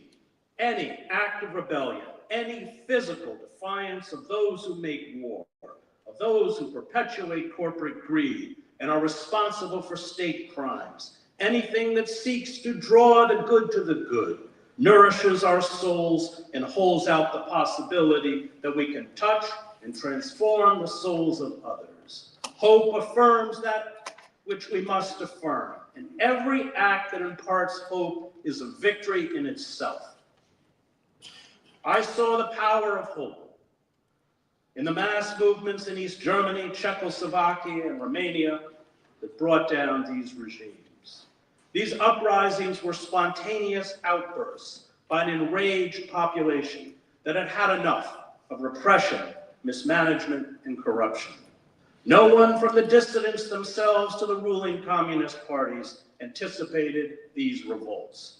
They erupted, as all revolutions do, from tinder that have been waiting years for a spark. That this tinder exists in American society is undeniable, although to date, its primary expression has been fascistic. These revolutions were led by a handful of dissidents, who until the fall of 1989 were marginalized and dismissed by the state as inconsequential. The state periodically sent state security to harass them. It often ignored them. I am not even sure you could call these dissidents an opposition. They were profoundly isolated within their own societies. The state media denied them a voice. They had no legal status and were locked out of the political system. They were blacklisted. They struggled to make a living. But when the breaking point in Eastern Europe came, when the ruling communist ideology lost all credibility, there was no question in the minds of the public about whom they could trust. The demonstrators that poured into the streets of East Berlin and Prague were aware of who would sell them out and who would not. They trusted those such as Václav Havel, who had dedicated their lives to fighting for an open society. Those who had been willing to be condemned as non-persons and go to jail for their defiance. And no matter how tempting it was to give up, to make compromises with power, they did not. Julian Bender reminds us that we can serve two sets of principles: privilege and power, or justice and truth. The more we make compromises with those who serve privilege and power, the more we diminish the capacity for justice and truth. Our strength comes from our steadfastness to justice and truth, a steadfastness that accepts that the corporate forces arrayed against us may crush us, but that the more we make compromises with those who serve privilege and power, the more we diminish our own strength. Karl Popper in The Open Society and Its Enemies writes that the question is not how do you get good people to rule. Popper says this is the wrong question. Most people attracted to power, he writes, have rarely been above average, either morally or intellectually, and often below it. The question is, how do we build mass movements to hold the powerful to account, even when those in power come from our own ranks? There's a moment in Henry Kissinger's memoirs, do not buy the book, when Nixon and Kissinger are looking out at tens of thousands of anti-war protesters who have surrounded the White House. Nixon had placed empty city buses in front of the White House to keep the protesters back. He worried out loud that the crowd would break through the barricades and get him and Kissinger. And that is exactly where we want people in power.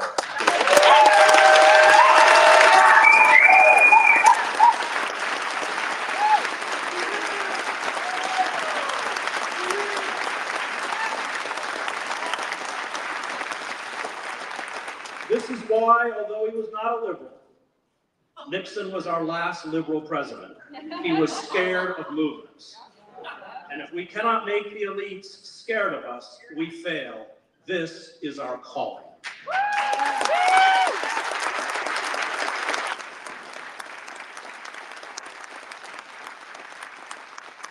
Our failure to immediately build a counterweight to the Democratic Party after it abandoned the working class with the passage of the North American Free Trade Agreement in 1994 was our gravest mistake.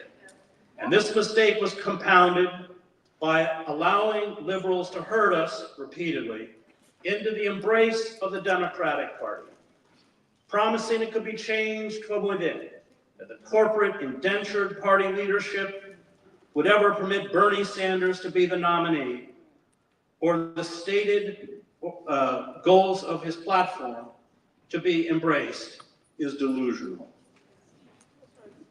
Alex de Tocqueville correctly saw that when citizens can no longer participate in a meaningful way in political life, political populism is replaced by a cultural populism of sameness, resentment, and mindless patriotism, and by a form of anti-politics he calls democratic despotism. Only 11.3% of workers in this country belong to unions. This is the lowest percentage in 80 years. And nearly all these unions, especially the AFL-CIO, have been emasculated by corporate power. We are not going to be assisted in our revolt by established unions. Union leaders such as the Teamster Sean O'Brien are bought off, they are comfortable, they are pulling down at least 5 times what rank and file workers make. They have sold out to the Democratic Party, or in the case of O'Brien, to Trump. We forget, as Alexander Herzen said, that we are not the doctors. We are the disease. We have to mount protests not only outside the doors of Walmart and Amazon, not only outside congressional offices, but outside the doors of union headquarters.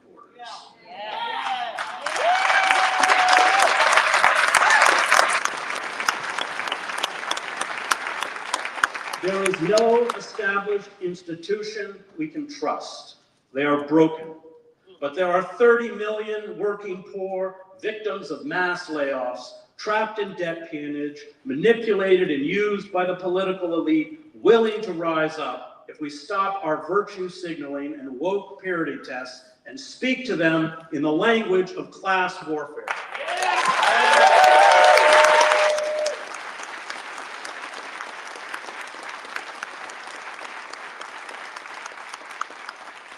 And this is why I support Workers' Strike Back. But let us be clear-eyed about what lies ahead. The enemies of freedom throughout history have always charged its defenders with subversion. The enemies of freedom have always convinced segments of a captive population to parrot back cliches to justify their rule and serve as goons and vigilantes in the name of patriotism. Those who created our mafia economy inevitably created our mafia state. And we must organize and organize fast to break our chains, one by one, to use the power of the strike to cripple the state machinery. We must embrace a militant radicalism, one that offers a new vision and a new social structure. We must hold fast to moral imperatives. We must forgive mortgage and student debt, institute universal health care, and break up monopolies.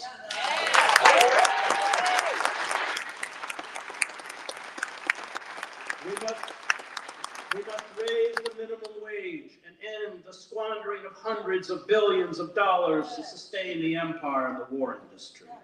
We must establish a nationwide jobs program to rebuild the country's collapsing infrastructure.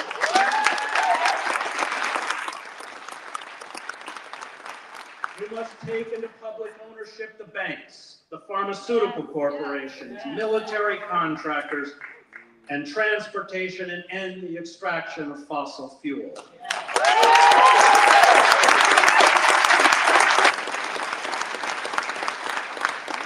And we must end the genocide in Gaza. And that means the boycott, sanctions, and divestment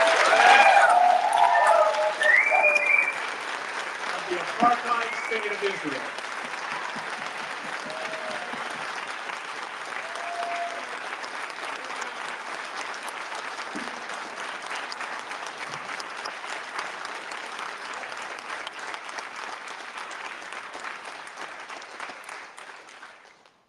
None of this will happen until we organize and refuse to walk away from our commitment to justice and to socialism.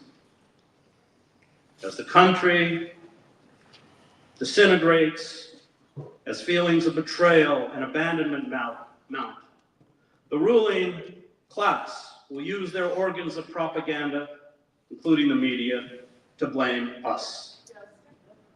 Those in open defiance of authority for the chaos. The mafia state will be brutal. Capitalists, as Eduardo Galeano writes, view communal cultures as enemy cultures. The billionaire class will do to us what it did to the radicals who rose up to form militant unions in the past. We had the bloodiest labor wars in the industrialized world. Hundreds of American workers were killed. Tens of thousands were beaten, wounded, jailed, and blacklisted. Unions were infiltrated, shut down, and outlawed. We cannot be naive. It will be difficult, costly, and painful, but this confrontation is our only hope. Otherwise, we and the planet that sustains us are doomed. And I concede, we may not succeed. So be it. At least those who come after us, and I speak as a father, will say we tried. The corporate forces that have us in their death grip will destroy the lives of my children. They will destroy the lives of your children. They will destroy the ecosystem that makes life possible, and we owe it to those who come after us not to be complicit in this evil.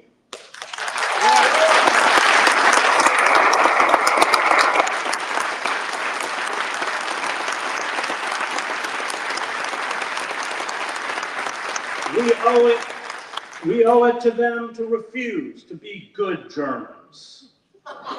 This is a battle, quite literally, between freedom and slavery, between life and death. It is that grave. And it is a battle that no matter the odds, we must fight. But in the end, I do not fight fascists because I will win.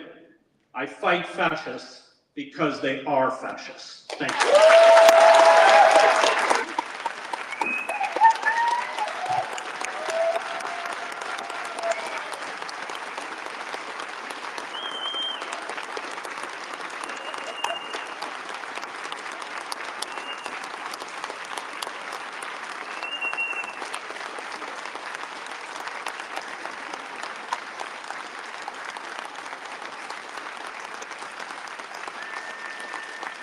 The fact that Chris Hedges is here from across the nation at this organizing conference reveals that he's one of those all too rare leaders who wants to fight for working people, who uses his fame to stand with working and poor people and against war.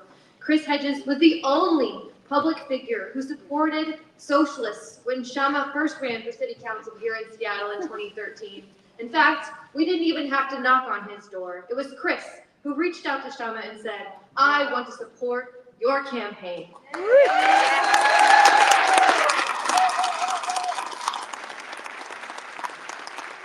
Chris Hedges has joined Workers Strike Back because he understands how important building our movement is, and I urge all of you to join Workers Strike Back if you haven't already.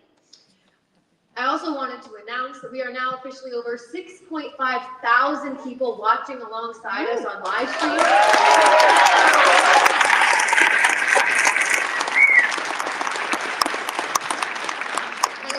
If you haven't shared what exciting event you're at with your network, to send that link out and say you can watch alongside me so we can continue to build that number into the tens of thousands. So our next speaker, it's my great honor to introduce. She's a longtime Green Party member, and she has run unambiguously pro-worker, anti-war presidential campaigns, especially this last year against both Trump and Harris. She stood strong against years of slander by corporate media, by Democratic Party hacks.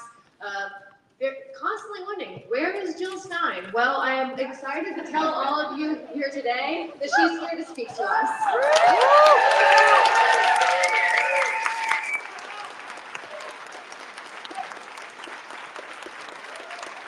Thank you. Thank you all so very much.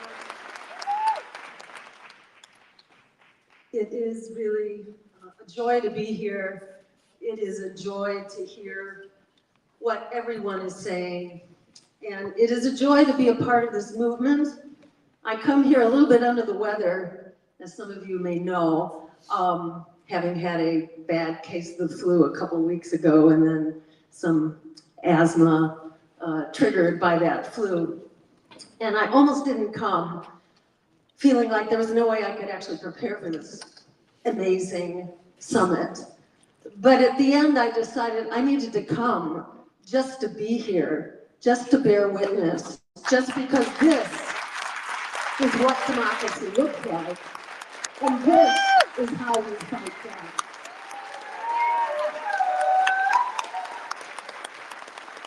And if we come away from today with nothing more than the commitment to stay together, to be together, to know that what we did in the last election was not just okay, it was absolutely essential. It was world-saving.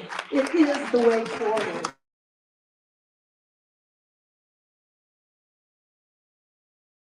Blame us and to try to, to smear us for having challenged empire and oligarchy and genocide. The fact that they will not let up is absolutely the affirmation of our lasting impact and the fact that we must keep up this fight.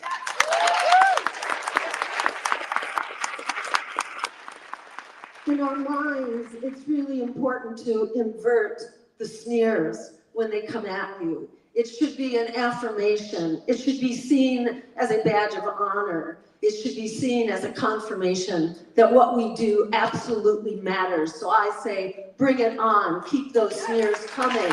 Keep us relevant.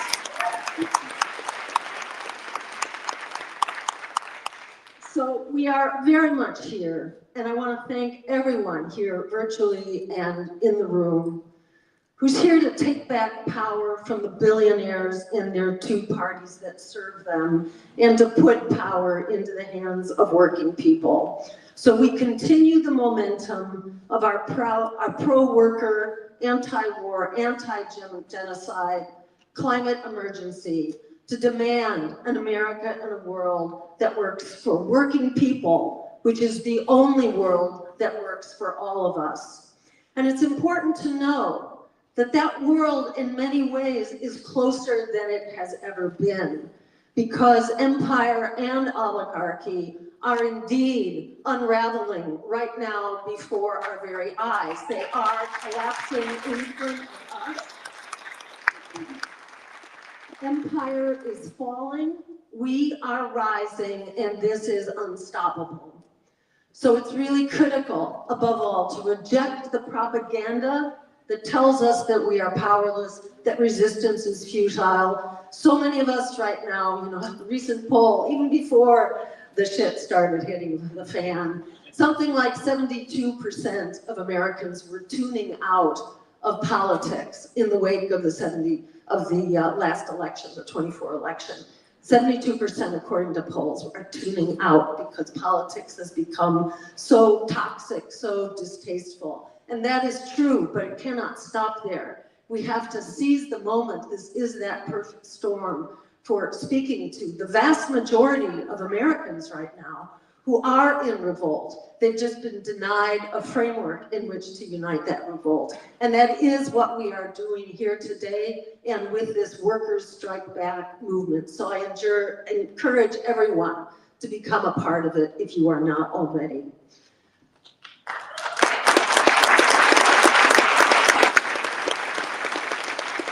Their resistance, their continuing smears against us, tells us that they, in fact, are terrified. They are terrified because they know that their days are numbered and they know that we are getting together. That is why they pulled out all the stops during our campaign. Their army of lawyers, their infiltrators and spies, which they publicly advertised for, their delay in our public funding, which kept us off the ballot in several states because we were not able to pay the costs of getting on the ballot where those deadlines were missed. The fact that they created a war room of constant lies and smears to disparage and suppress our campaign.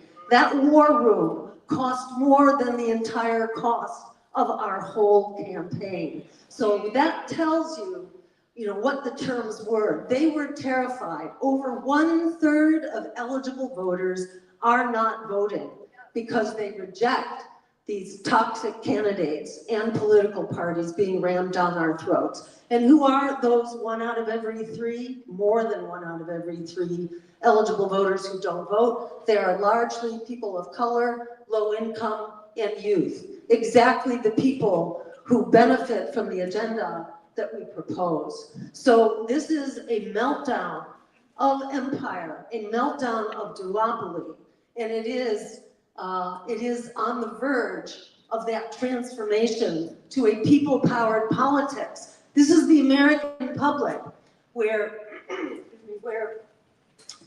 68% of Americans, last they asked, wanted an immediate ceasefire and an end to the genocide, where over 60% want a shutdown of all military aid to Israel. This is astounding.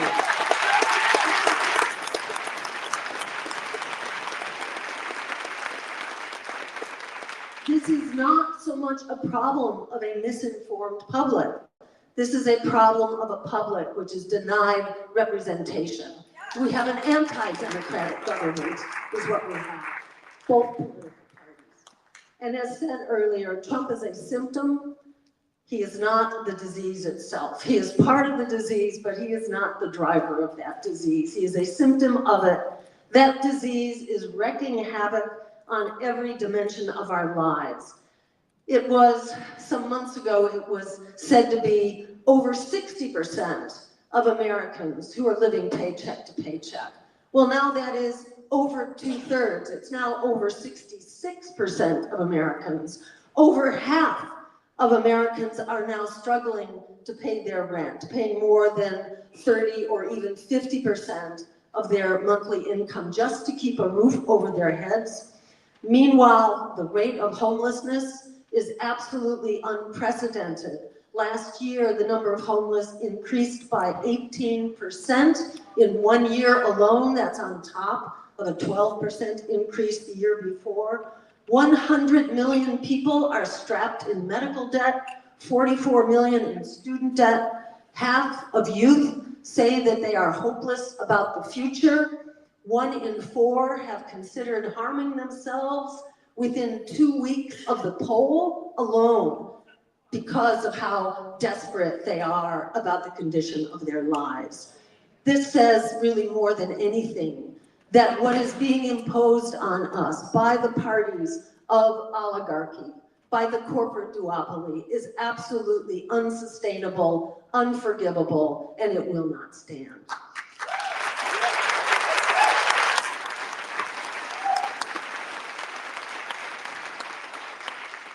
Do not be fooled for a minute. You know, we've all been kind of knocked off of our feet by this incredibly rapid assault, one thing after another. We're not sure how critical each attack is. Where are we to turn our attention before we've observed, before we have even come to terms with the last hit? There are 5 more the next day. So this is really designed to keep us on our back feet, to keep us basically falling over. But in fact, do not be fooled into thinking that there is support for the oligarch agenda. Elon Musk himself, who people initially were favorable towards, even within the Republican Party now, he has become an absolute anathema. And there's overwhelming disapproval of Elon Musk and of his having any influence whatsoever in our government. The same is true for Trump's other policies. There was support. It wasn't overwhelming, but there was support across the board. Now that has pretty much gone, except on the issue of deportations, where the Democrats shared with the Republicans this pack of lies that really persuaded the American people shamefully into thinking that immigrants are the cause of greater crime, are the cause of the drugs coming into this country. It's actually the opposite. Immigrants are far safer, are far more community, family, and job oriented. Immigrants are not the problem. The problem is the US policies that have created wave after wave of migration.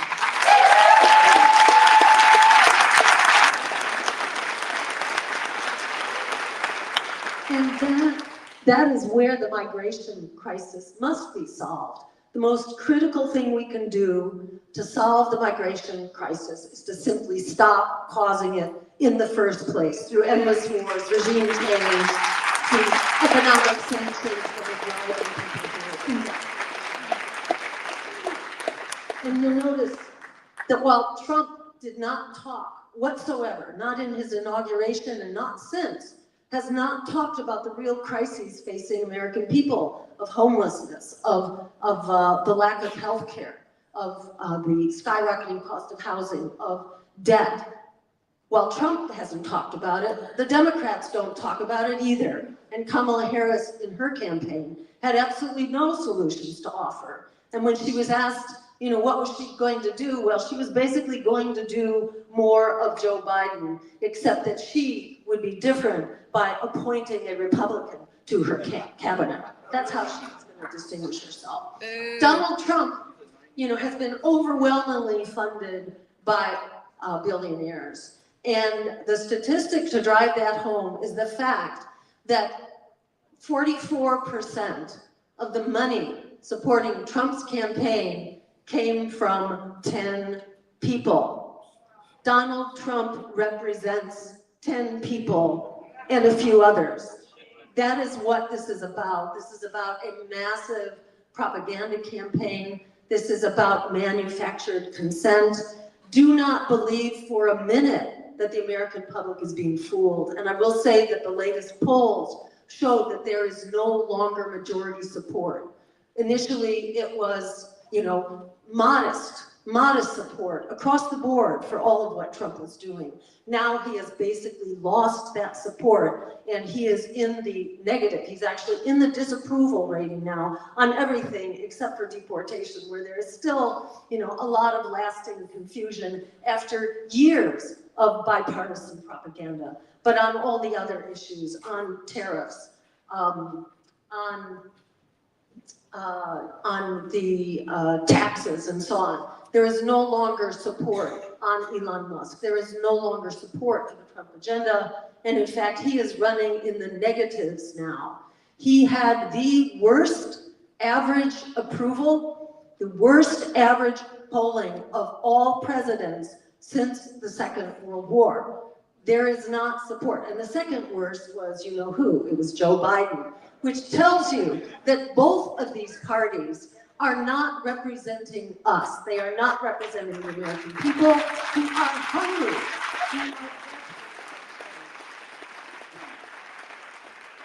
A couple more quick mentions.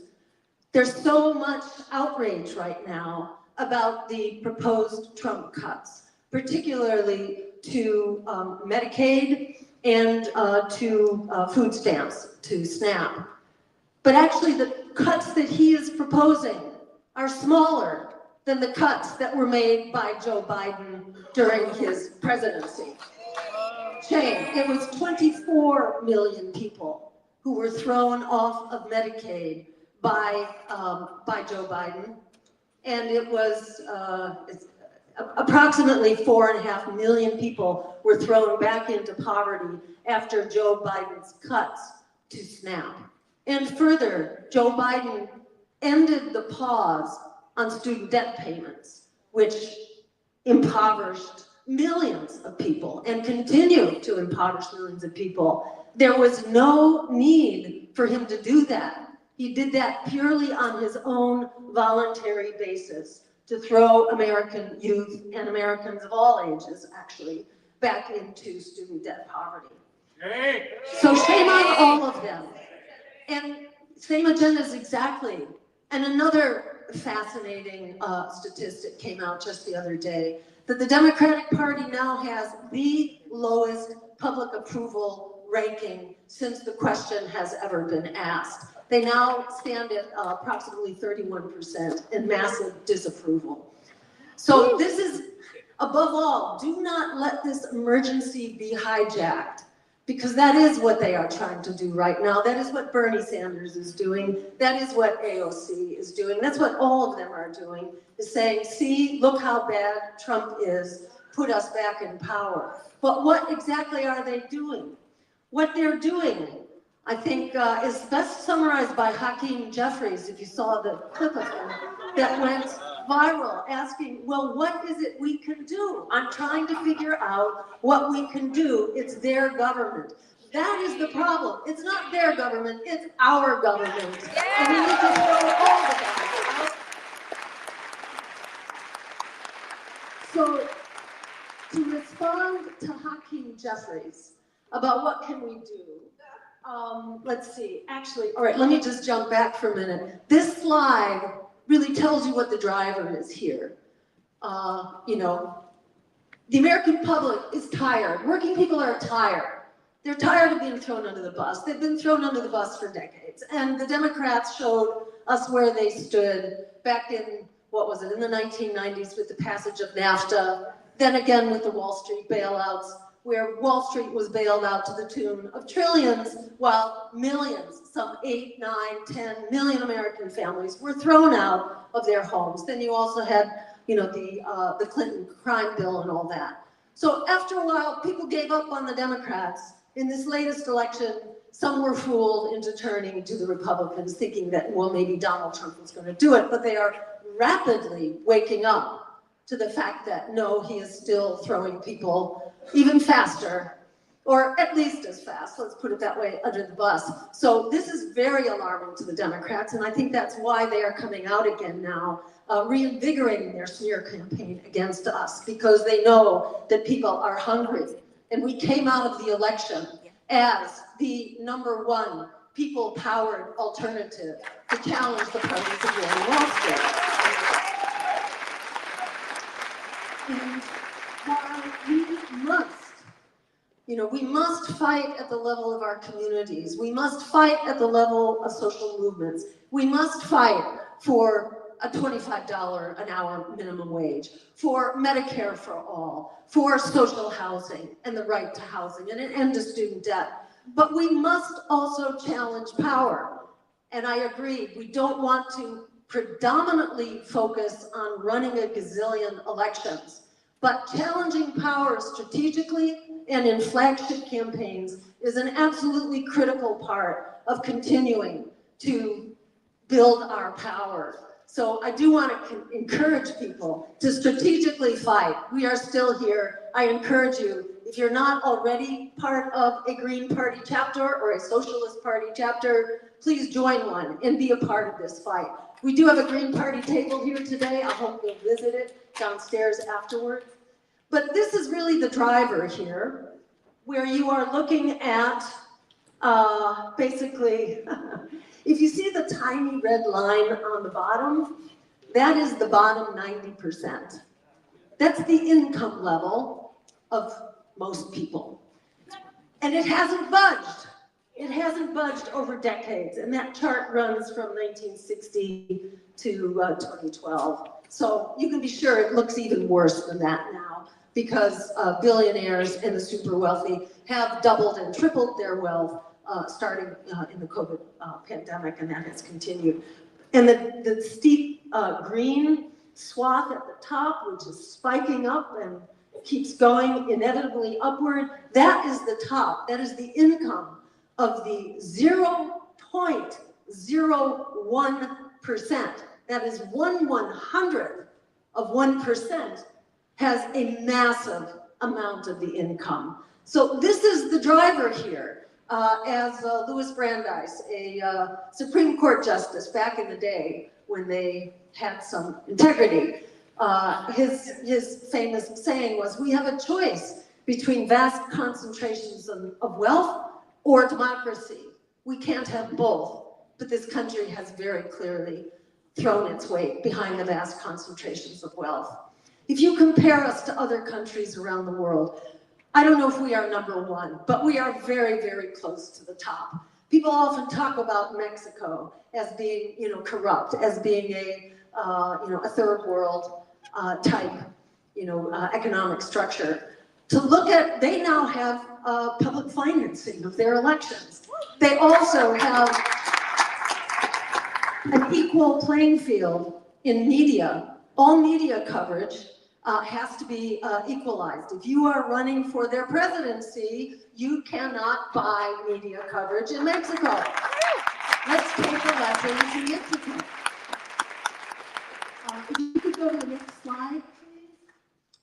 This is basically just another way to show, this shows wealth. The last one showed income, this shows wealth.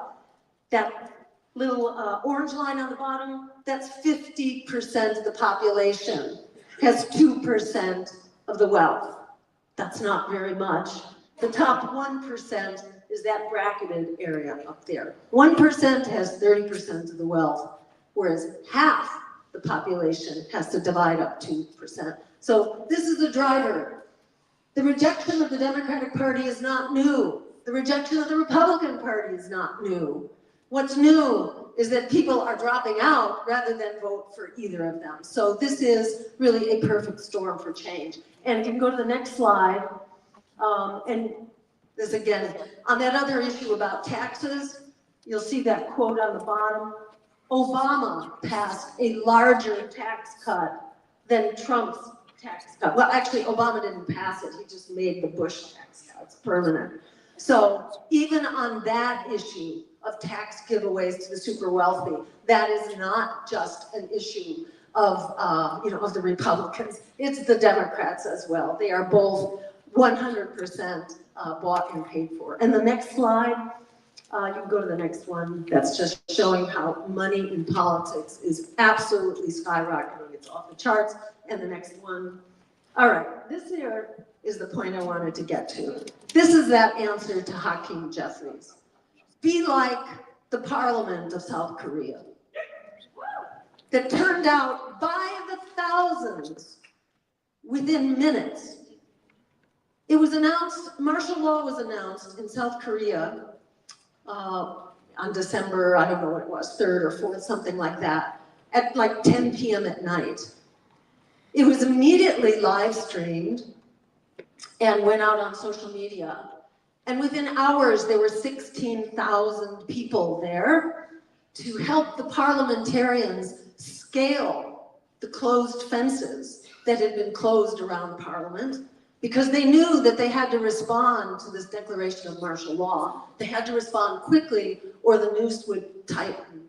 Because along with this declaration of martial law was the prohibition against the meeting. Even the meeting of Parliament was disallowed. Press was disallowed. Labor actions were disallowed. Everything was disallowed. So they knew they had to shut it down. And that's what they did. Within hours, they had scaled the fences.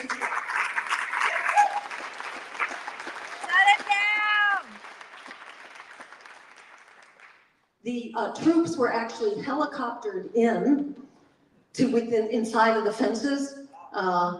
They helicoptered troops in, but before they were able to do that, the South Korean people were there. They were there in huge numbers, and you can show the next slide.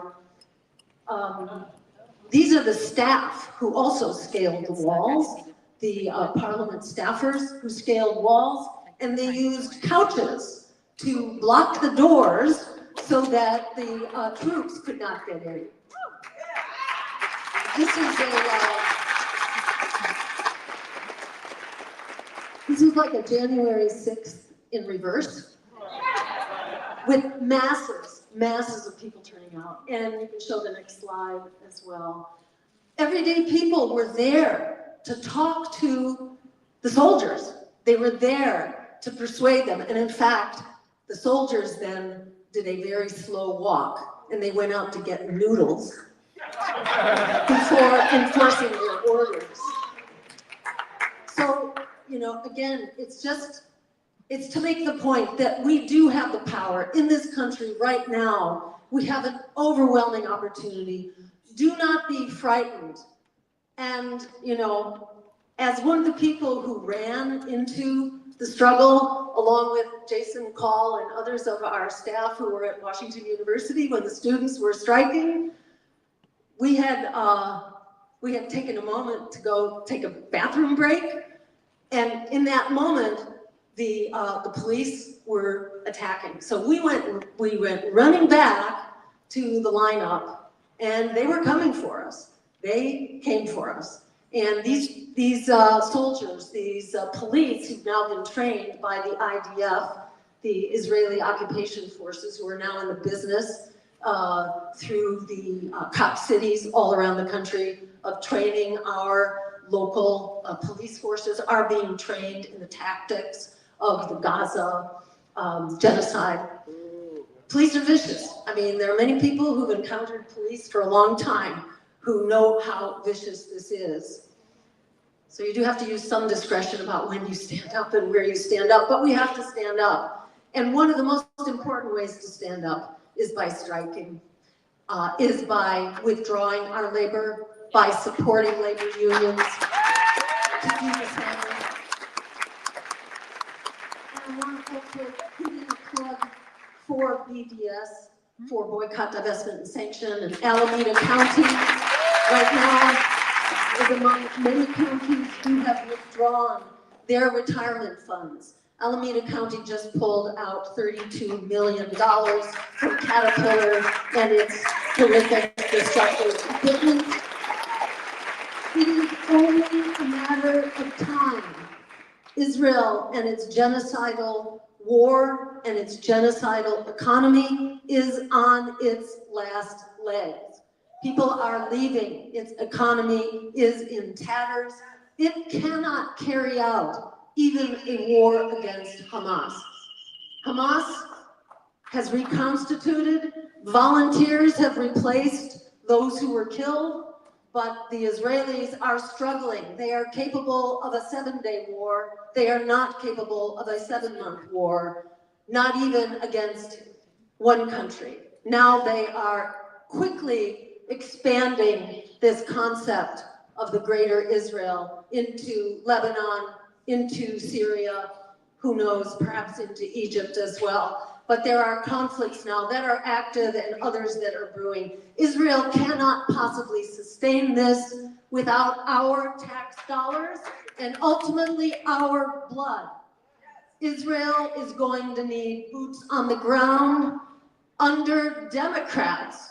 We reactivated the draft. Our names, the names and addresses and emails of our young people are all in the hands of the security state right now. Let them try to reactivate the draft, and that will certainly be the match that kindles an incredible opposition, because the opposition is already there. Israel cannot conduct genocide without us, and we do not consent. And the traction for that is with our elected leadership. We need to throw these bums out. We need to organize.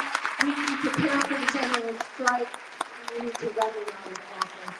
Thank you all so very much. I look forward to working together. Our work has only just begun.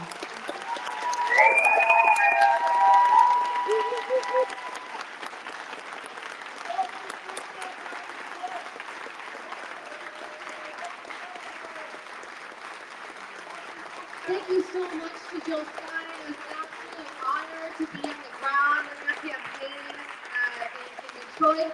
Dearborn talking to thousands of Muslims at mosques who desperately wanted an anti-war campaign in October of last year. And it was just, it terrifies me to think what would have happened if we didn't have a place to channel that energy to an anti-war pro-worker campaign. So thank you so much again to Jill Stein for her bravery.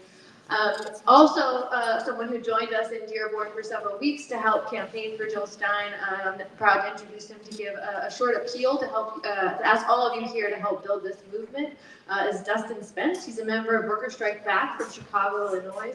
Please give him a very warm welcome.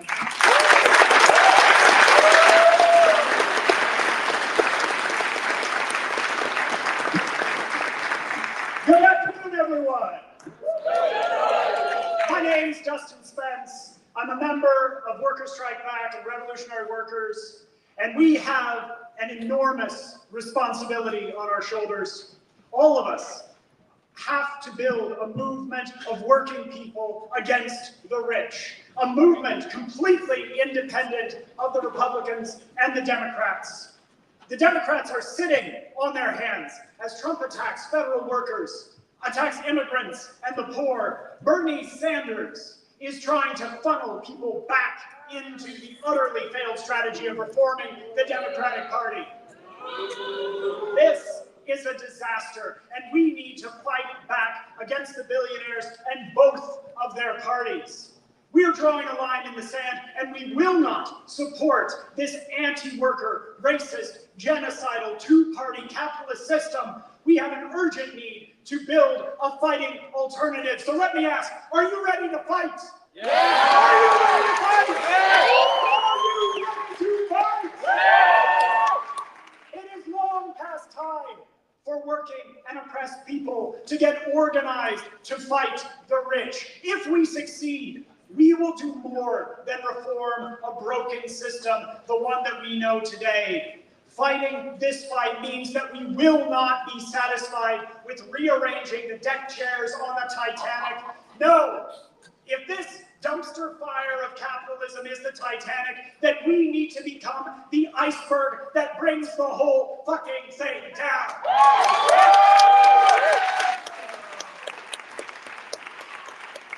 We are organizing to bring down Trump, the billionaires, and their parties, to stop the attacks on workers, the deportations, and to all the rest of Trump's attacks. But we must be clear that we must also bring down the Democratic Party, which has enabled Trump's return to the White House and who, in fact, has championed many of the same policies that Trump is now enacting. It is decades of neoliberal assaults by the Democrats that have put Trump in the White House twice. That's right.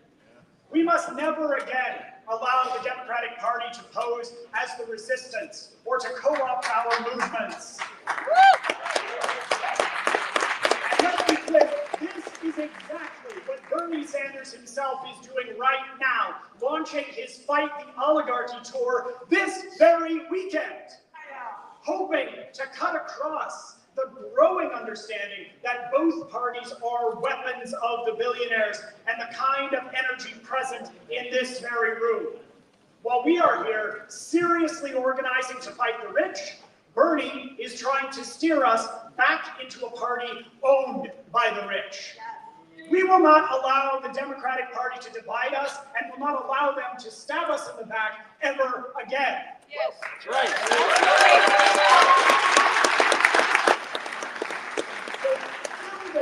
Our movement to stand against the collective power of the rich and their two-party system. It takes time, it takes resources, and yes, it takes money. And so today, I am going to ask all of you for a donation. Right now, we're passing out donation slips. It seems like most people have got those, but I want to ask you not to fill those out yet. It takes serious resources to build the kind of organizations and campaigns that we need to actually fight the rich. And that includes the cost of organizing a big national conference like this and the resources to build our fight across the country. And we can't outspend our enemies, but none of our victories would have happened here in Seattle had we not taken finances seriously. Our socialist election campaigns actually out-fundraised our Democratic Party opponents again and again, based on donations of working-class people. We have an even higher bar now in building a national movement. And so, we're setting a target today to raise $20,000.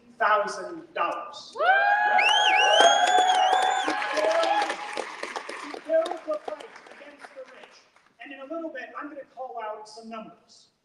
If you're here in person, I want you to raise your hand when I get to a number that you can give. Fill out your donation card and keep your hand up until a volunteer from our donation team comes over to process your donation and collect your form. Now, if you're watching on the live stream, there's a donation link in the chat. And live streamers, you should say in the chat when you hear a number that you can donate, so that we can all feel a sense of the momentum together. So think about a number that you can give. Think about what's at stake with crisis after crisis hammering working people right now in Gaza, in the West Bank, at the border, and right here in Seattle. Think about a number that you can give, and then think about if you can give just a little bit more to fight the rich and their two parties, to build the anti-war movement and the workers' movement, a new mass political party that represents us, and to bring down Trump, both parties of the billionaires and their system once and for all. So we've got quite a fight ahead of us. To get us in the proper mindset for what it's going to take to win this fight, a supporter Raghav Kaushik, who played a big role in winning the Seattle City Council resolution calling for a permanent ceasefire and an end to arms sales to Israel in Seattle, and a leading role in the successful fight to make Seattle the first city outside of South Asia to outlaw caste discrimination.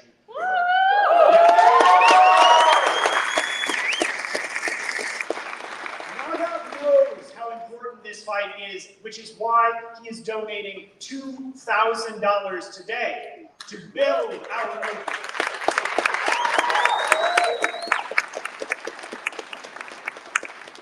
Now that's a huge donation to get us going towards our goal, but of course we still have a long way to go. So I ask, can anyone here or online match me?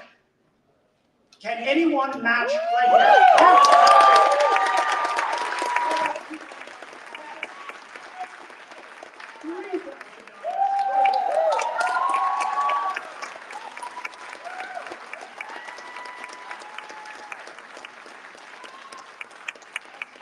Thank you so much. Anyone else? Okay. Today, we've been talking about what working people can do to fight the rich. Both parties of big business have shown their determination to back the Israeli state to the hilt and to a continued commitment to deporting thousands upon thousands of working-class immigrants.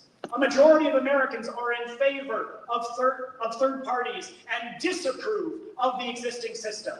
50% of 18 to 29-year-olds say they feel that the very existence of billionaires is a bad thing for the country. And it's time that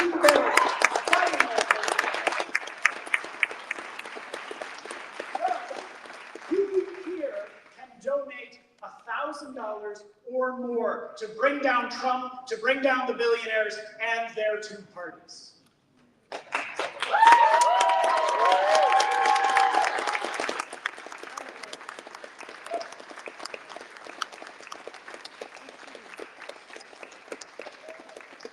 Remember, folks who are on the live stream, indicate if you're able to jump on these numbers too. It's hard to ignore the boiling anger at the rich building in the working class. The anger at the rich is vividly on display in the broad reaction to the murder of United Healthcare CEO Brian Thompson in New York in December. 81% of young people in a recent poll indicated support for the alleged killer, Luigi Mangione, saying that the rampant rejection of insurance claims and the unaffordability of healthcare justified the killing. With another CEO already stepping in to take Thompson's place and no significant change having taken place within the rotten healthcare system, we can see that there is an urgent need to win Medicare for all. So who here can give $500 or more to fight for Medicare for all?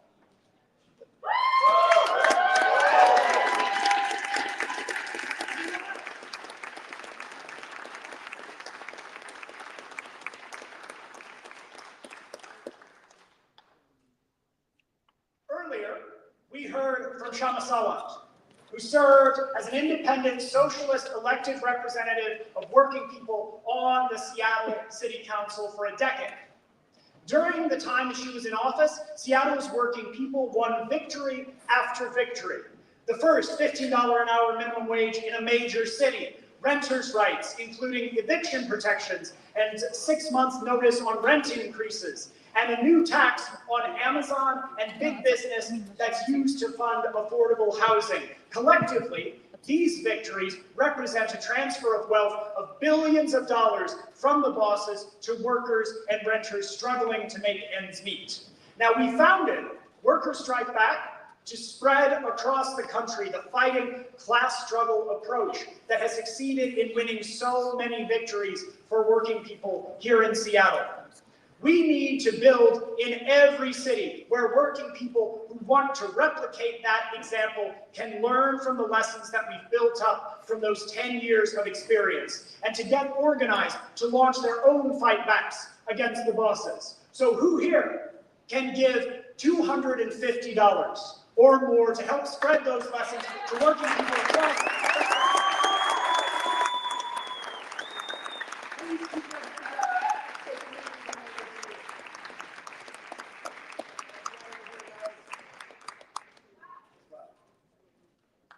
That's amazing. Thank you so much for your donations and for helping build this fighting movement and the work that we're doing here today. So we just heard from Jill Stein.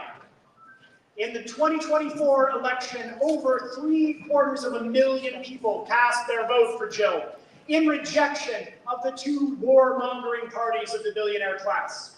This historic vote is the third largest vote for a left third-party candidate in over half a century.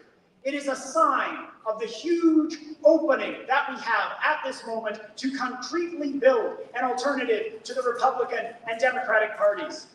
Last fall, Workers Strike Back made Stein's election campaign its #1 priority, and alongside Abandoned Harris, set up tables on street corners, knocked doors, phone banked, and organized rallies to win every possible vote for Jill Stein.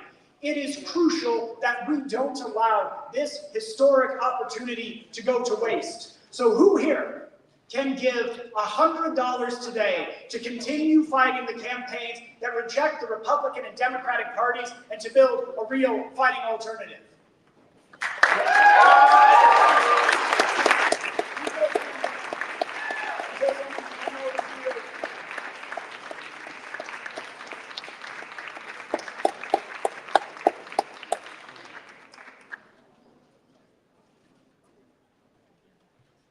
If you haven't had someone come over to you yet, please keep your hand up. I know it can sometimes be a little bit of a wait, but trust me, it's worth it. Now, before I run through these final numbers, I want to ask you to consider making your donation to Workers Strike Back monthly. This makes you a member of Workers Strike Back.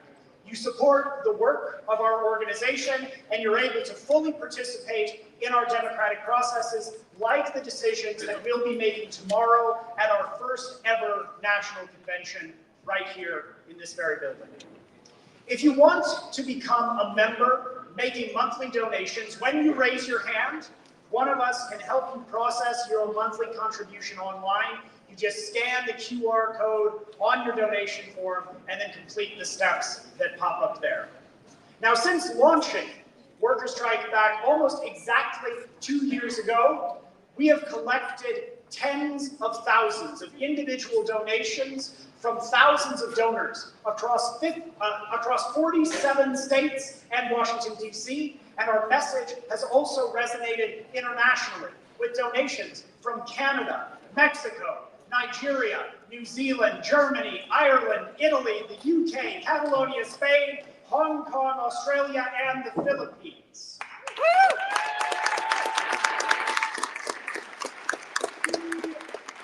are building Workers Strike Back as a democratic, membership-based organization with more than 700 dues-paying members around the country. Now, I know that I've asked a lot of big money asks today, but every dollar really is crucial for building this movement. Every dollar goes towards making our movement stronger and making the billionaire class waste their money on losing. Building this will take thousands of people chipping in what they can. So who can give $50 today, or make it a monthly contribution so that we can continue building our movement and fighting back against the billionaires?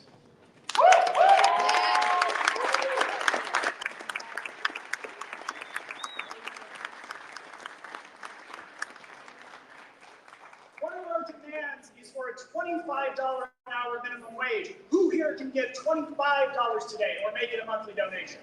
Got one there?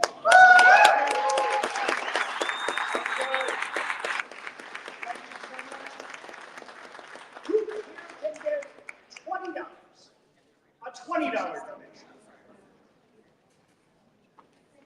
Raise your hand if you can give $15 or $10 or $5 or any amount.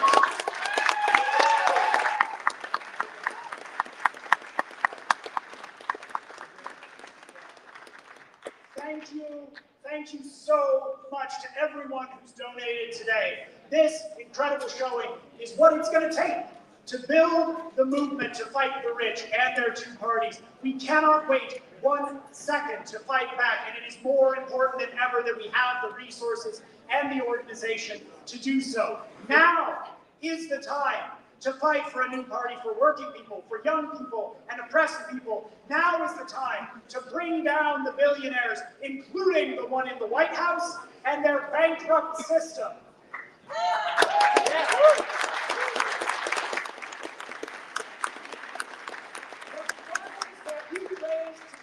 Set us on the road to fight back, because when we fight, we can win. When we fight, we can win. When we fight, we can win. When we fight, we can win. Solidarity. Thank you.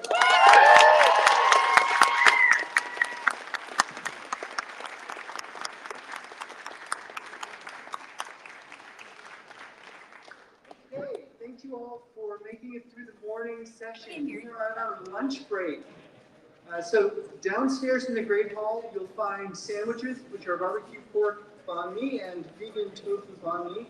Those are available for free downstairs. There is a suggested donation of $10 and a solidarity donation of $20 if you can do it, please. You'll find donation jars downstairs as well for people who have cash or QR codes if you would like to use Venmo or some other electronic system. If you'd like to donate but don't have cash or Venmo on your system, the donation team will also be circulating in the Great Hall and can help process a card donation. If you cannot eat a sandwich because you might have gluten intolerance, there's a restaurant called Soulful Dishes, which is on the corner of Yesler and 18th, which is just over there, 1 block away. And they have veggie and vegan options. So we will take a 1-hour break and we will see you here after lunch.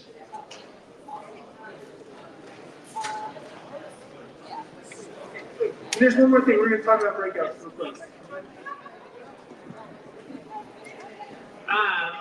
Just want to give also people instructions for when we're coming back after lunch. Wow, this has been quite a conference morning here. Yeah, I'm astounded by the energy, and all the speeches were fantastic. And hopefully Edie will come in. They're probably just moving around, seeing who they might be able to get to interview.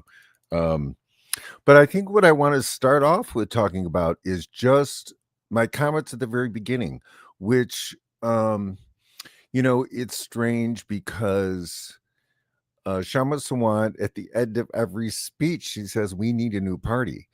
And, it was always concerning to me that why is she saying that? Well, after seeing this conference, there is no doubt that the Green Party and Workers' Strike Back is connected, and Workers' Strike Back is obviously promoting the Green Party. I did not realize the level that they work together. It was Dustin Spence right there at the end from the Chicago chapter of Workers' Strike Back. Yay, Chicago. Who spoke about how all the work that Workers' Strike Back did specifically on the Jill Stein campaign. So, and, they had Margaret Elizabeth speak for the intro speech. And she is from the Green Party of Washington. So, yeah, just a fantastic, this is coalition right here. This is left unity. So I'm thrilled to see this. Of course, I'm thrilled that Green Live Stream is there. I wish I was. I'm still back in Chicago. And so, yeah, I just thought that, and it was so great because Jill had talked about how she had been very sick and didn't think she would come. And I thought the coolest thing that she said was that she just wanted to be there and to bear witness to the event. And I see what she says. It just to be able to see it happening, it's really, really exciting. And Kshama Shama Sawant is the right person. She really is in terms of organizing. I mean, her success in Seattle, I mean, there hasn't been any success of a socialist, you know, in modern times in America. And she just had so many successes. And, you know, yeah, no, I don't consider Bernie Sanders a socialist success, right? But she's, I mean, her $15 minimum wage back when that was actually a pretty radical thing, maybe not so much anymore. No, she does incredible work. She's an incredible organizer, and it's showing. Yeah, so this is exciting, and I know that Edie and Ariel, our producer, is out there kind of scrambling right now to see if we can get some interviews. So they will be popping in probably at some point here. But yeah, I guess let's see, what do I want to feature? Let me just give kind of overall opinions. I thought that my style maybe is a little more of the Shama Sawant and Jill Stein, where, you know, they're giving us the good statistics and the campaign speech style. And whereas Chris Hedges is more the academia, intellectual, philosophical viewpoint. But I thought his was really interesting in terms of that he really painted a really dark picture, very dystopian, which, you know, we need to hear that, because that is the America that we live in. And for him, I mean, again, speech writing, brilliant. But then he ends with just a long string of talking about the different things that hope is. And he had things like, you know, hope has a cost. There is personal risk to be hopeful. It takes action. He even said it was absurd because it right. I could see in our dystopian America, hope can be kind of absurd. But he said that hope will not be distinguished. It cannot be distinguished. And I just thought, you know, ending really, really on a positive note was a great. That was just a fantastic speech by him. And Jill, of course, she brought a lot of facts and knowledge too. I mean, she brings the stats that are really important. And yeah, there is no doubt that, you know, it's the time that we're in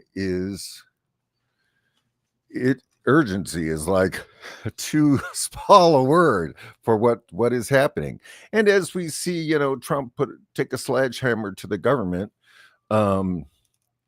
and the Democrats doing very little. I mean, I thought it was just a great example to bring South Korea. The president declared martial law. This was a couple of months ago. And Parliament just came in and and the people and just surrounded the place and took over. And it was kind of action, like she called it January 6th in reverse. That was hilarious.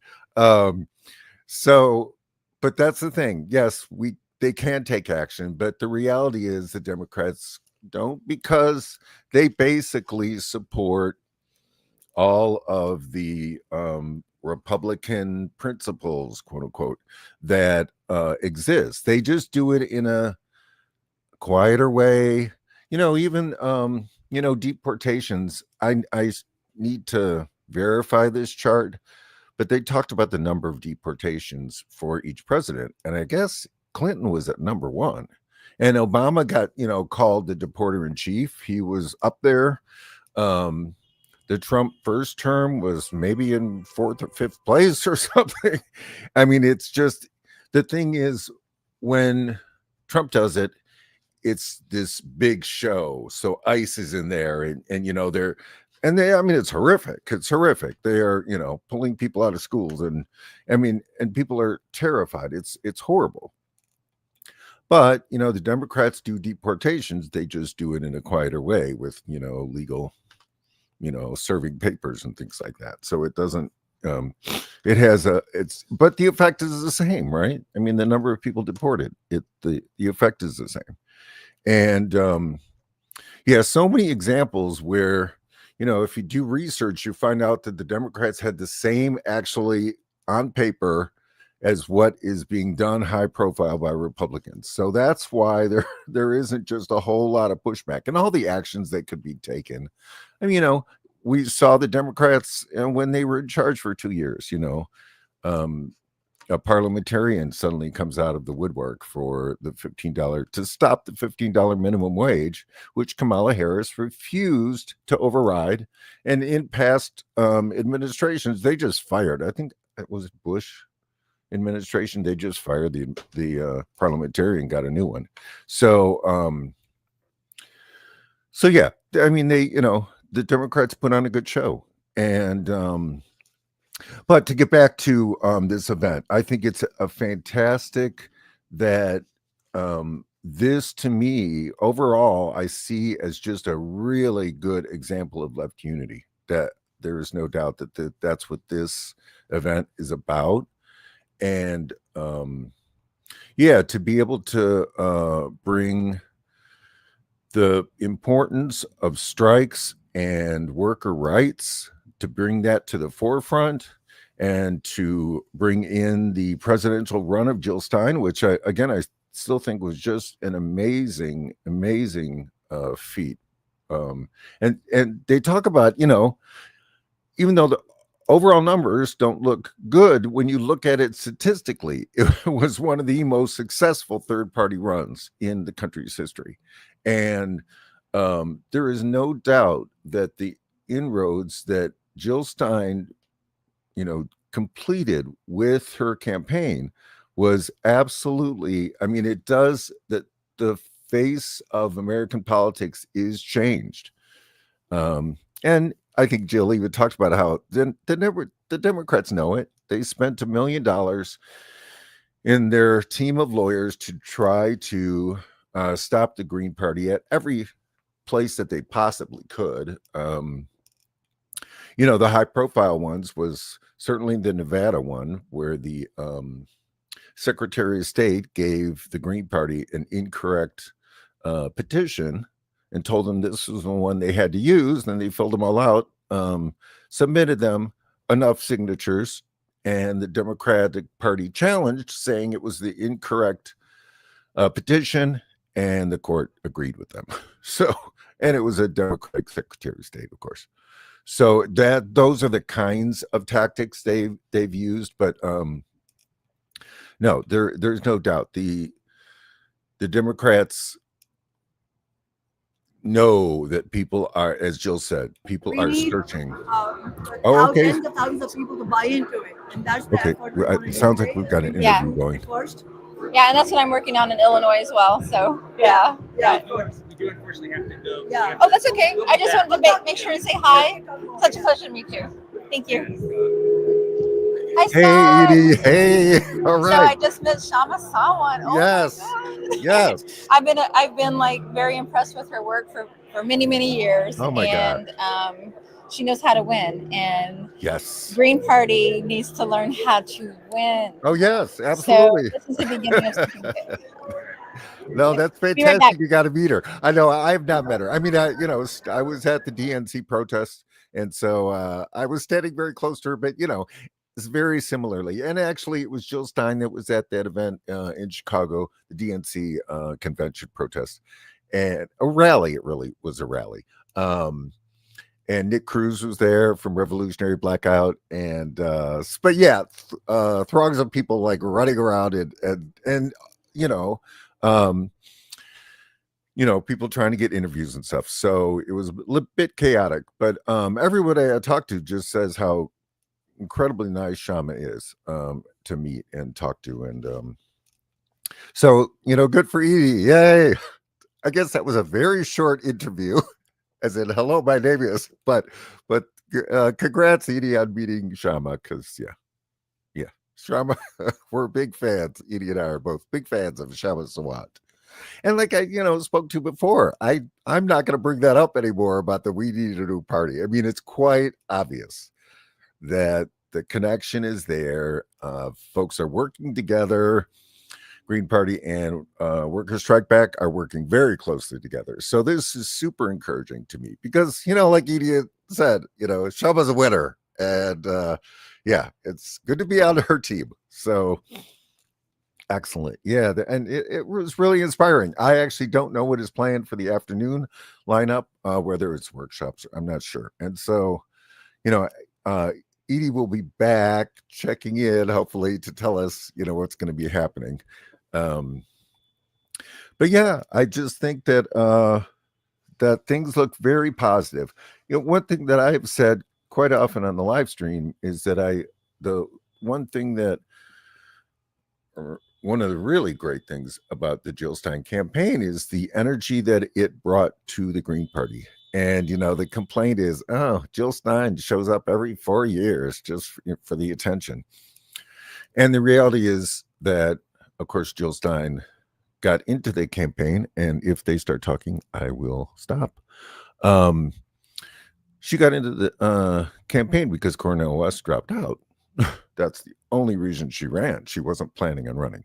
But why did she do it? For the Green Party. And as it shows, the Green Party is absolutely back on its way up because of what Jill Stein brought to it. And that's the other thing that people don't understand. The presidential election is where you get the publicity. That's where people get interested. Most Americans pay attention to politics once every 4 years. That's just the reality. And so it is vital that the Green Party runs a candidate every 4 years. And because that's what keeps the party going, if their candidate is as dynamic as Jill Stein. And sure enough, that is what's happening. And that's why we're working here in Illinois to build it. And many other state Green parties are, we have just heard the energy of the state parties. It's absolutely back. And we have been interviewing folks from a number of the different state parties. So, and we will continue to do that on the Green live stream. But yeah, we're, like I said, they'll be coming in and interrupting us every once in a while. Yeah, I had never heard of Dustin Spence. And actually, it's so terrible. What I always do is I go onto Facebook and check mutual friends. How creepy is that? So, but yeah, he is Chicago based. That's actually why I did it. Because and his banner has a sign of a workers' strike back protest that I actually did go to. And yeah, this was a couple years back. I think this was their first event in Chicago because I followed Shama Sawant. So when she started Workers Strike Back, I was reading about it right at the very beginning. So so yeah, it was great to see him and also to see Margaret Elizabeth from Washington Green Party. It was great to hear her too. And yeah, I just like I keep saying, very impressed. I just thought that especially Shama and Jill bringing the really important statistics about the status of our country and just the need that there is to have a real viable alternative. And the Green Party it's an absolute viable alternative. The forces that try to keep the Green Party down are very much just stereotypes, talking points that are not valid at all. And the interesting thing about voting is that it is a very private action. And you're in that booth, no one sees who you vote for, and so it's a very personal thing that people make this decision. And the reality is you don't know really how people are going to vote when they go into that into the voting booth. And a really good example was like the Hillary Clinton campaign. I at some point I remember right towards the end they were doing odds, and it was like a 99% chance that Hillary Clinton was going to win. So polling was showing that she was going to win, right? And then Trump won. So I think that people don't actually know how others are going to vote. They don't, and that's because it's a secret ballot. You go in there and you do it yourself.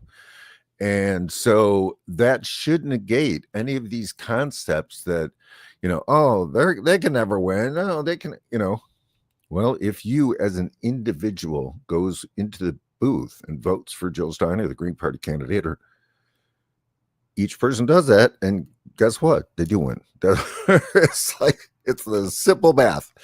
But we have to, it's getting people to think in those terms. And there's no doubt. I mean, the massive propaganda, they didn't talk too much about media propaganda in the speeches, but the media propaganda is astounding out there. It's astounding, and it's constant, and it, most people don't realize the propaganda, and a lot of propaganda is just what they do not say, the incomplete story. People think that I'm sorry, I have sirens. I live on Sheridan Avenue. There's a lot of sirens going by. Edie may be back, and I'll just keep talking until she interrupts Hello, me. can you hear me? Oh, yes, It's Ariel. Oh, Yeah, hey, Ariel. You could go ahead and if you want to take a break, Scott, everybody will be back under a different link.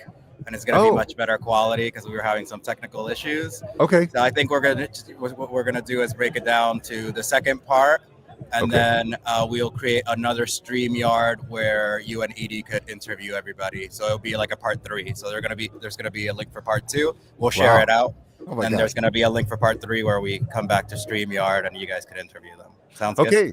All right. So you're thinking So like you could do your final thoughts and then.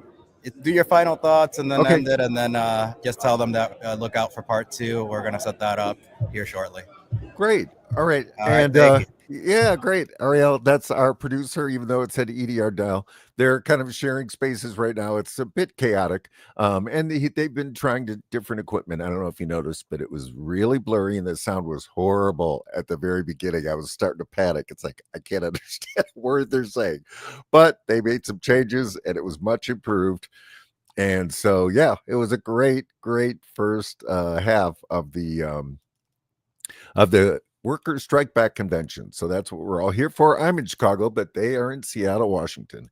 And sounds like, even though it's not, they didn't give me a time on when we're coming back, but look for us on YouTube, Facebook Live, and X, Twitter. I still love to call it Twitter. Yeah, I think we'll be back in an hour. An hour, okay. Or like actually less than an hour. Whenever we broke for, yeah.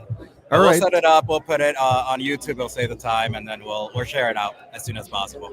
All right, and yes, we'll put out the little the promos on all the social medias, you folks who are in, and there's 150 people in right now. No, more than that, 155 people. So yeah, so sorry that we're heading off from here, but yeah, if you just want to kind of stay tuned wherever you are, whether it's YouTube or Facebook or X, and then we'll throw out an announcement on all the Illinois Green Party socials. I'll just put one out as to when they know exactly when we're coming back. And then we will see you back for part 2. So thanks everyone for coming to hear it. I hope you were as impressed as I was, because I thought it was brilliant. I thought all speeches were great. And yeah, they do a great job at Workers Strike Back. I was at the DNC rally in Chicago, DNC convention rally protest, and they did a great job there. So yeah, so see everyone, and we'll see you soon for part 2. Thanks so much.